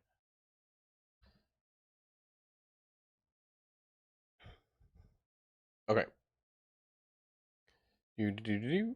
Hey, what's going on, everybody? Boylon here, back for another video on Raid Shadow Legends. And what are we doing today? Well, we are doing some prism shard openings. Yes, that's right. I've already spoken about the prism shards earlier on the week, and I have ran my Fire Knight turn attack, which I use dwarves to do this. PS, if you want an easy time on doing that, make sure that you try to use characters that have like ally attack or ally assist attacks, that kind of stuff, like Farrakhan the Fat. We'll talk about him in a minute. Things like Morak Bronzelock for dwarves and other characters like that, although there are many ways to clear Fire Knight, of course. And if you need to, just try to make sure that you dumb down your stages a little bit. If it makes it easier to do that, you just might need to spend a little bit more energy to get that cleared. But that's what we're doing here today. Now, before we get started with that, I do want to remind people that you can use the QR code in the top right hand of the screen to get the legendary Orc Artak absolutely free. Hey, speaking of Farrakhan the Fat, you could also get him for free on a new account. Amazing character with a very unique skill set. There you go, at level 10. Also, Fennex and Cryodan the Blue at 20 and 30. Don't forget about Pelops the Victor from the legendary Pelops the Victor from the Argonites faction. And all you gotta do is use the promo code RAID7 in the first 48 hours of a brand new account. Now, I do want to talk really quickly about this. This is by my pal Bose Gorilla. So ignore the bottom part because this hasn't been updated yet. That we do know now about the new fusion event, which I haven't. The new fusion character looks pretty meh, but I'm not gonna really. That's not what we're here to talk about in today's video. But I do think that there is going to be a champion chase for Raya the Mourned coming on Friday. We do not have any form of release for this character, and you know there has been many times where these void legendary characters or the quote unquote event headliners have been available through Champion Chase #1. So the reason why I bring this up, of course, is because Prism Shards are available, and some people might be holding on to this to open this on Friday or whatnot when it is still available to give points for something like a Champion Chase. Now, I have Raya the Mourned, which means I don't really care about that. Plus, I wouldn't wail on it anyways on a Champion Chase for that. It's just not that, you know, even if I didn't have her, I wouldn't have done it anyways. And it's not really conducive for video making either. So that part's a little bit unfortunate, but, you know, that's why we're going to be pulling these Prism Shards here today and see what we get. Now, if you watched my previous video, the character that I'm really hoping for is Arya, the Golden Hope. I really, really like her kit. It's interesting. Spirit ally speed by 25%. That whenever an enemy takes a turn, it decreases everyone else's turn meter by 5%. Also has a stealing of all buffs, and then places True Fear and Block Passive. Block Passive skills AoE is pretty nice. Even if she's not the first one to go, and you have someone else on your team that can, like, I don't know, take those buffs or do whatever and get rid of them, placing AoE block passives is pretty brutal, because a lot of characters have block passives that are, you know, essentially things that can, you know, fatal saves, these things like that apply, that even make people survive, block damage, ignore, you know, these kinds of unkillable, these other things that they can do. So blocking passive skills on everyone is pretty brutal. And also AoE damage that transfers debuffs from allies to enemies, and Fortify is super rare as a buff, plus 25% strengthen. And she also has a protected heal block, a heal reduction here, that if an enemy drops below 50%, it's a protected version, which is interesting. I think I mentioned this in my video that I don't think that you can use Arya. It's sad. I don't think you can use Arya in Amius. Please, Plarium, can you add the Argonites to or any of the rotations of Amius in Cursed City? This would be amazing. I don't know what their plans are for that, if they're going to do this at all. I feel like they should. Like, it's a bit unfair, honestly, if you ask me, that they haven't done this. There's a few other great characters in here as well. Lord Entertainer Fabian, obviously still very meta in today's environment. We have Pelops the Victor, very good for Titus Wixwell builds for that with the Magma Shield and stacking additional shields, very powerful there. Even some of the older characters like Duchess Lilitu, Nekmothar. These are all really solid legendaries, so I would be looking forward to some of these characters as well. So I'm going to go ahead and purchase 2 lots of these. It's going to be $100 US or about 140 Canadian dollars. That's what I'm going to be spending here today for 10 additional Prism Shards. The good thing, though, however, and that should have gone through, did it not? Why? What happened? Did it not? Pretty sure I said yes. Did I click no? Maybe. Okay, let's try that again. Maybe I screwed that up. Okay. Hope I didn't double purchase. Hit pay. Did I not hit pay? There we go. Now it worked. Okay, now I have to do it again and make sure I don't. Oh, wait, hold on. It lagged. Okay, good thing. Okay, we did just get it twice. It just double kind of. I don't know what happened there. Good thing I didn't do it for a third time. So we do have 12 Prism Shards now there. Good thing I was not totally paying attention, but now it did update and we have 12 pulls here. I did purchase it twice. I just wasn't sure if the first time went through or not. $100 US, 140 Canadian dollars. We're going to see whether or not we have any good luck here on our Prism Shards. So as per usual, we are going to initiate. Oh, no, that was the wrong playlist. In fact, that's not the summoning playlist. My bad. Where is this one? That's what I wanted to pull. So let's see whether or not we get anything good here today, right? As much as I would love to do the 10x, I usually don't feel very good about that because, you know, then I get to see all... Oh! Okay! The first pull. It wasn't Arya the Golden. But, you know, I can't help but do this, right? The promo code RAID7. Well, apparently you don't need to use the promo code if you're just lucky here, and you pull Pelops the Victor as your first Prism Shard, which let me be clear, you know, was technically my free-to-play Prism Shard. My very first Prism Shard here that I collected was indeed my free-to-play one. So this is another reason why you should always do your free-to-play Prism Shard, because even just pulling one time, you never know what you're going to get. And I know this wasn't the character that I was necessarily pinning for, but again, always do your free-to-play Prism Shard, because even just pulling one time, you could get a legendary that can change your account. It's only some energy, right? So if you're able to clear it, do it, you know, and you might get lucky. And this goes for every single time there's a free-to-play Prism Shard. If this is a reasonable amount of energy usage to get it, it is a condensed Sacred Shard. You should go and do it. I got a second Pelops the Victor. What does that mean? Well, it means Faction Guardians for me. It might be useful when the Faction Crypts for Argonauts come out, but I don't know if I need to build them. So, fortunate and unfortunate at the same time. Anyways, I thought it was kind of funny. And there you go. Okay, Pelops the Victor starting off with my first Prism Shard. Let's hope the luck continues, right? That's pretty lucky at 6%. Let's see if we can do it again. Lightning has struck twice on the Boylon channel. Let's see if it does again. I have said this on Monday, or whenever the Prism thing came out, I effing hate Gory. There have been times where I pulled 6 back-to-back Gories. I started consuming him as food for my level 50s because to go to level rank 5, right, for my food, because I hate this guy so much that I started fooding him every chance I get. Effing Gory. We don't care about his kid. It's garbage.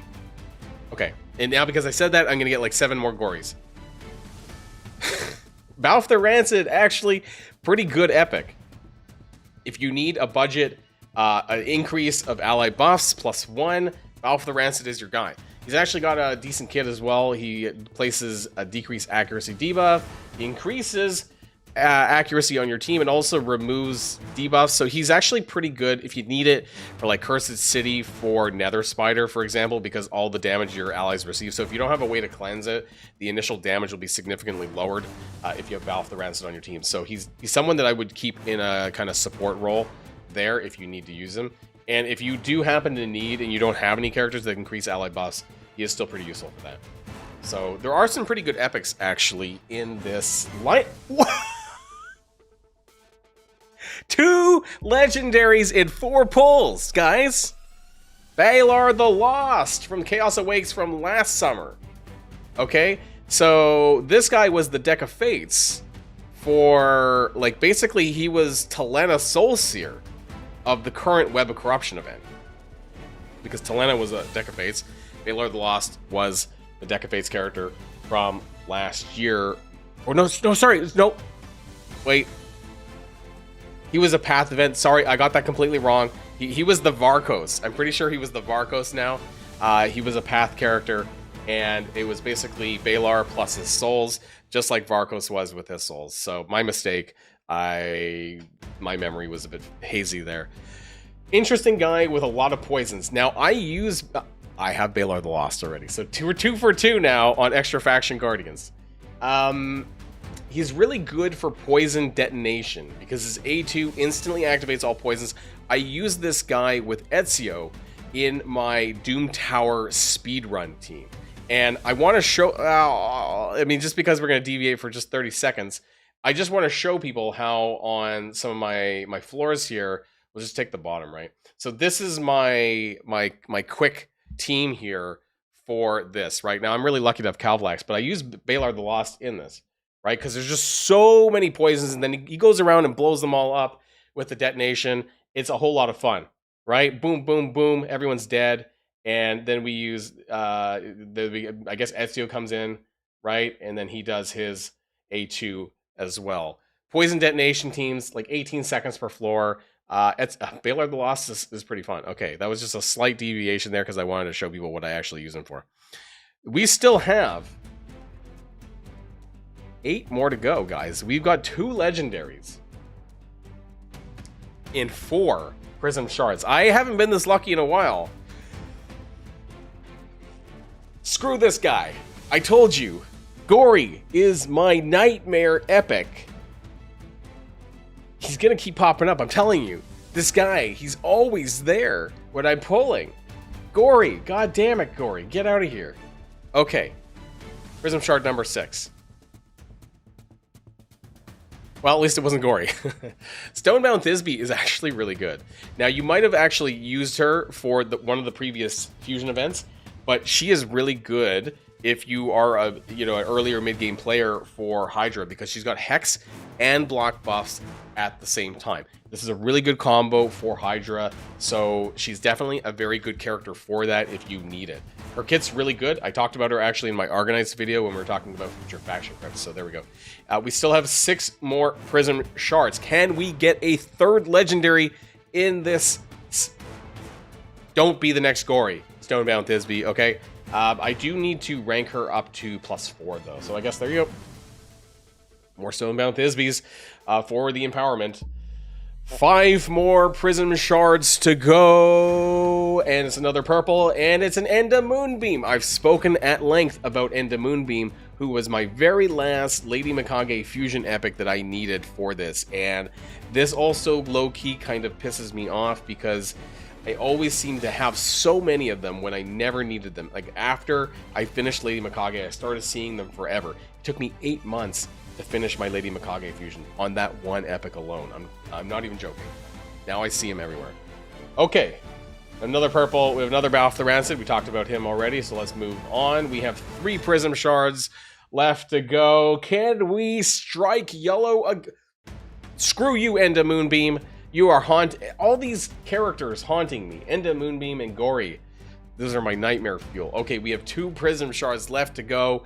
What yellow will come out of my very last shard? We do have Lady Annabelle here. Decent for solo builds, for Bommel if necessary. And I'm gonna stand up. Maybe I'll stand up for this. Gotta kind of like rub the magic. Gotta do whatever to like a fireball. Do some other shit, and I realize that I'm kind of standing in a really, really weird spot. But let's come on, go on. Yeah. Oh my god! We got a 3rd legendary, guys. We got Septimus. Now this is a new one for me, so hey, at least it's not a dupe. Now I learned that Septimus did get a rework, even though I talked about this and I wasn't sure, actually, but he does have an AoE A2 here that apparently hits really, really hard, ignores shields, block damage, and does enemy max HP damage as well. Now, if the enemy has more HP than Septimus, he gets 30% damage increase. Also, if his A1, which does ignore defense, kills somebody, he gets an extra turn and resets the cooldown of his A2 if he kills them with his A1. This might be a strong nuker character that I will actually build for Bannerlords. I cannot believe we just hit 3 legendaries in 12 Prism Shards. It wasn't Arya of the Golden Hope, but it was still a pretty solid combination of pulls here today. So that was pretty something. As far as my luck goes for Prism Shards, I have definitely struck out before. So I would say that's pretty good, right? At the end of the day, I get to add to my Faction Guardians. That was for Sylvan Watchers. Wow, we're at 6 already here. And then we also pulled dupes for... Shit. I'm actually forgetting. What did I pull? Why can't I remember what I just pulled? We have to go back to our... Oh my god. To last summoned. I have that short of memory. Pelops the Victor. Right. For Arcanites. And I think that's the first set. Yeah, that's the first legendary dupes there for the Arcanites faction that we're starting to build. Okay, guys, let me know if you guys did any of this. If you pulled your free-to-play Prism Shard, let me know what you got in the comments down below. Did you get any legendary characters from this pool? There is still some pretty good characters in this, I think, and I believe that that was worth it for me. Anyways, before we go, I do want to remind people that if you haven't started playing Raid yet, what are you waiting for?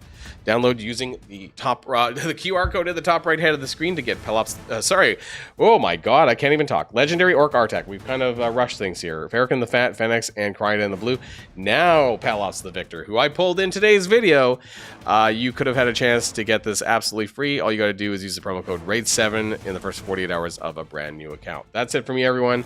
Have a great day. I hope you guys pulled well, and I'll see you all on the next one. And if you like this video, make sure you hit that subscribe button if you haven't already, and you'll be greatly helping out the channel. Have a great day, and I'll see you guys on the next one.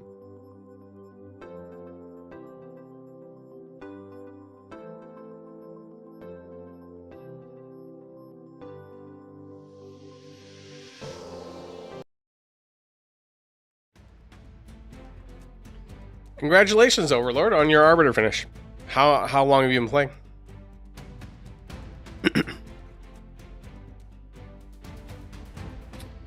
Okay, that was quite surprising, guys. I did not expect to get 3 legendaries in $100. I've definitely struck out before on Prism Shards, and that was, to be honest, pretty crazy luck. But I did it. And I will probably focus on Septimus of those. And let's... Oh, I thought Prism Shards pulls into... Oh, does Prism Shards pull into here? Okay, let's pull Septimus out. I guess that's it for now. But we do have some additional stuff for the Faction Guardians for the Epics, right? So now... It's a lot of Stonebound Thisbes. What I'm going to be doing is replacing these Galateas, though, with those Thisbes. That way I can empower Galatea. Oh, we can get a +4 Balf. That's not bad either. Wait. You've been playing for 5 years and just finished the Arbiter missions? Did you quit for a long time? How are you just finishing the Arbiter missions now? People can do that in like... Oh, okay, well... So you were like hyper casual for a long time, is what you're saying?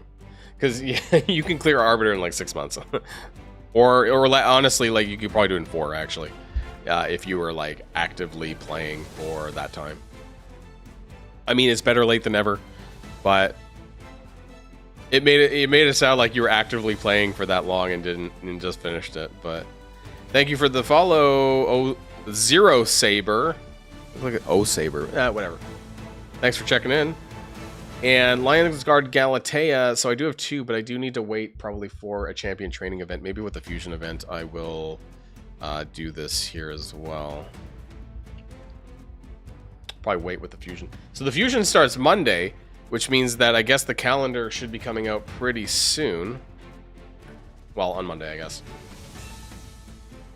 I don't really think that the... I'll do it. But yeah, I'm not. Yeah, it's like a 3.5. To me, it's like a 3.5 out of 5. I don't think that the don't think it's very good, though. Oh, I have the music still running. Oh my god, I had the poll music running throughout my outro. Oopsies. I always forget about that. He's an okay character. He's got a speed up buff. But I don't know. I don't think he's very good. I mean, it's okay, but he's definitely like a 3.5 out of 5. He's pretty average as far as supports go. Maybe Ogren needs it though. I mean, I don't even have very good Ogren support, so I'll take it for Faction Chris, but I don't think he's like very overall useful.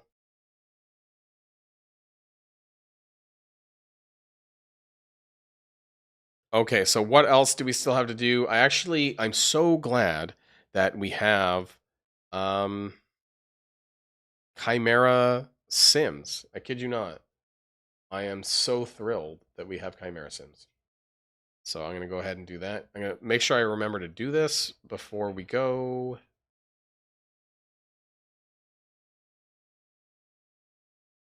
That gear, this gear, this gear. Everyone should be geared. Senna, is my Senna geared? Yep. Hackathon. Okay, so we should be good to go. Let's do a sim. Let's see what happens. 65 turns. Great. 2.87 billion clash points. Final chest. Yep, it's good enough. It's good enough. 8 trials. I should have got 9, actually. Normally I get 9 trials with this team, so something must have screwed up, but I'm too lazy. Right, screw it. I guess I could have reset it and just tried it again, actually, now that I think about it. But it should be 9. Maybe it'll be 9 here. No, it's still 8, really. I think we can do... I'm pretty sure there's 9 on this team. Yeah, it is 9. There you go. Yeah, I knew it. Yeah, this team has 9 trials. Okay.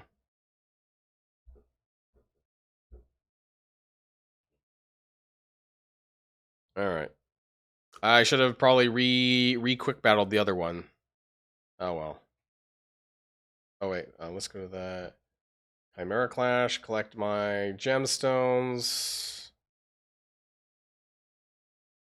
And my clan quest related to Chimera.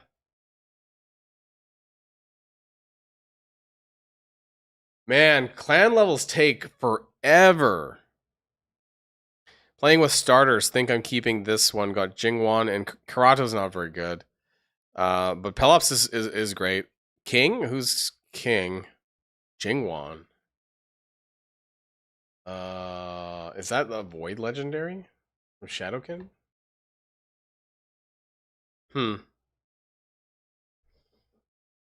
He's not terrible. He's an older character, but yeah, he's still decent. Oh, King Galkabar. Oh, okay. Yeah, I saw that there was a link for him. Now, in August, hopefully, I should be getting my own special, never-before-seen promo link. That's what I'm hoping to get. That's going to be a very Boilon-specific legendary that nobody else is going to have. So look forward to that.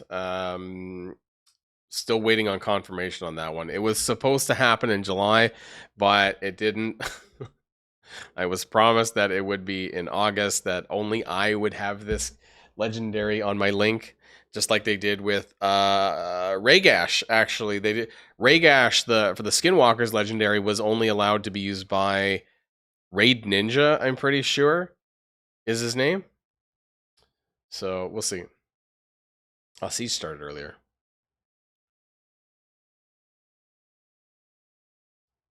Let's do our Sims here. Titus new team. This Titus team. And Wixwell, where are you, buddy? Okay, Wixwell's got his gear. I think everyone's geared. Mikey, do you have your gear? Mikey's got his gear. Mad Hatter. Okay, let's see how this goes. King Galkabar or Regash? My Twitch profile description? Why? You talking about my stream information or?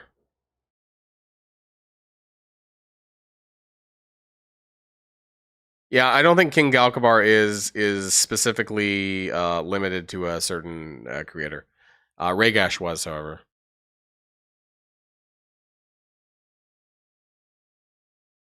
On a break from stream? Oh, I see. Yeah, I just recently started. I didn't even think people even read that information. But yeah, that's nobody mentioned that until now. I think I will go back and maybe re-edit that later. You're the first person to bring that up, actually. Anyways. Okay, let's see how this autos. This did not auto well, that's for sure. Titus got eaten. Is my gear all equipped properly? Mikey. Donnie. Mikey, Donnie. Viral.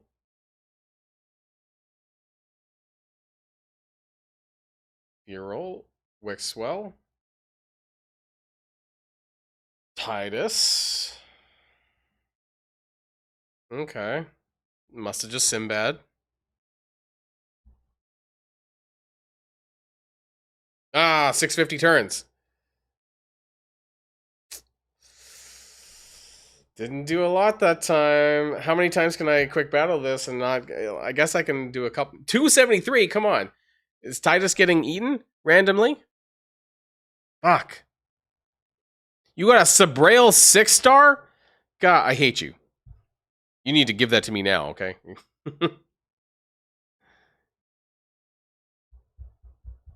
Okay, this went better. 908 turns. That should. Okay, I'm happy with that. I'm happy with that. I'll take it.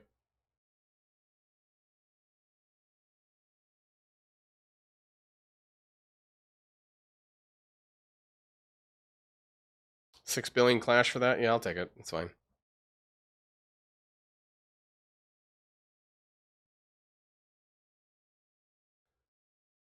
Puts me in the lead there. Get on my level, killer. Get your score up higher. 1.5 billion damage. Could have done a little better.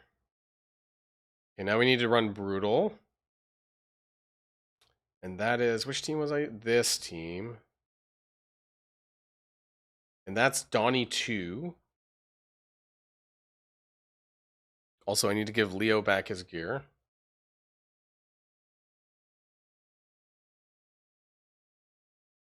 Leo. And then I give my Clayzag my Newt gear. I move my gear around too much. And then Donnie 2.0, who gets Donnie 1.0's gear, which is this one. And that should be it, I think.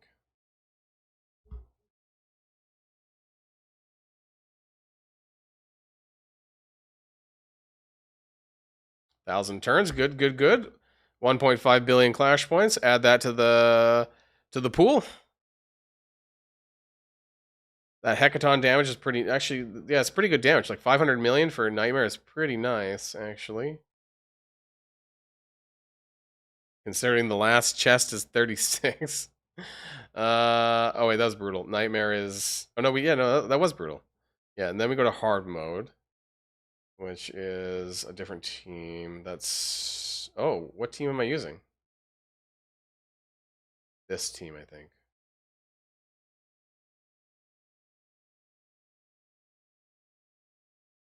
Yeah, I think it's this team. Only have 2 main DPS though.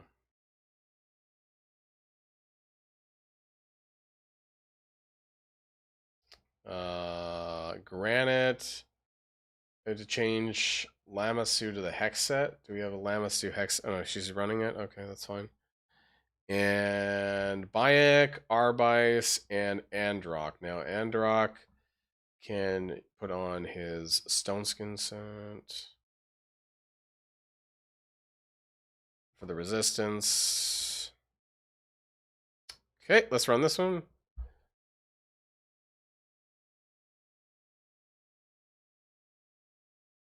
Thousand turns.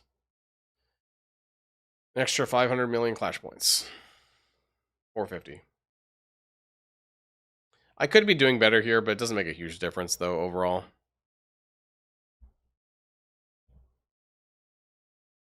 Okay, so after all of that, where does that put me? At 8 billion for 3 keys. That's not terrible. I'm actually doing a lot better than some of these guys. Oh, not that guy. Oh, wow. Okay. His Titus team did a lot. Oh, he's got 6. Oh, fucking hell. He's got a 6 red Titus. Good lord. Yeah, no wonder. Okay, I can't quite do that yet. Merciless and Swift Parry. Okay. So he's not a 9-piece Merciless then. I guess you don't want you probably don't want 9-piece Merciless with Titus, because then you're taking too many turns and losing your buffs, most likely. Alright, I'm still happy with that, though. That was my clan boss keys. Also, did I do my Demon Lord? Ultra Nightmare, Nightmare. Let's go and do that one.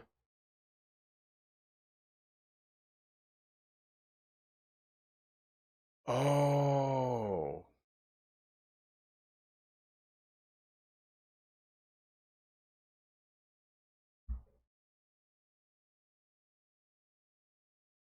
I'm using Androck. That explains it. Okay.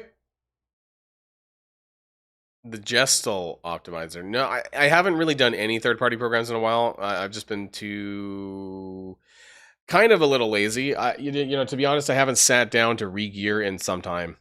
Probably about over a month, maybe a month and a half. And so I do need to do that at some point. I just haven't done that yet. So no, I have not. But I should probably fix my... I need to make some new Mercurial sets for Live Arena, especially if they're doing this new win streak crap. And there are some characters, like I have my Hilvy here is 9-piece Mercurial, but I need to kind of make new 9-piece sets for a couple of characters and see whether or not I can kind of do something good out of it. Close the pop-ups for you. Yeah, I mean, maybe I'll take a look at it sometime. I need to kind of assess my Mercurial gear situation a bit more and see if I can make some sets out of it. And especially my accessories, Mercurial accessories, if I can even make the 9-piece set on some of my characters.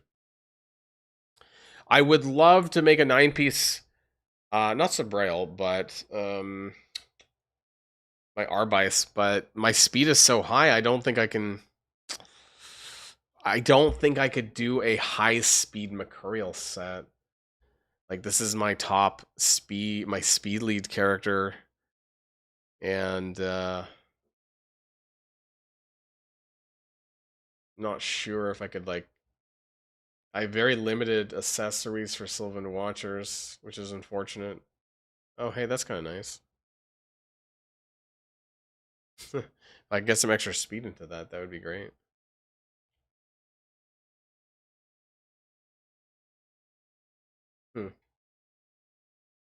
Something to work on, though. I think during this next fusion event with gear enhancement and all that shit, I think I'll be working on maybe kind of fixing up my gear a little bit more, or trying to come up with some sets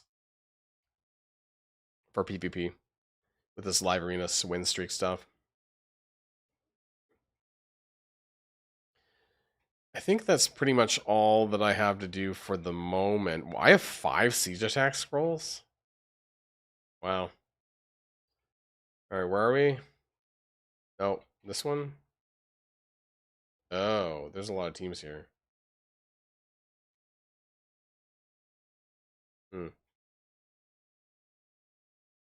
I guess we should just go directly. Probably just go down there, but I'll do this later. I'm not really gonna do this just now. I think I'm towards the end of the stream here.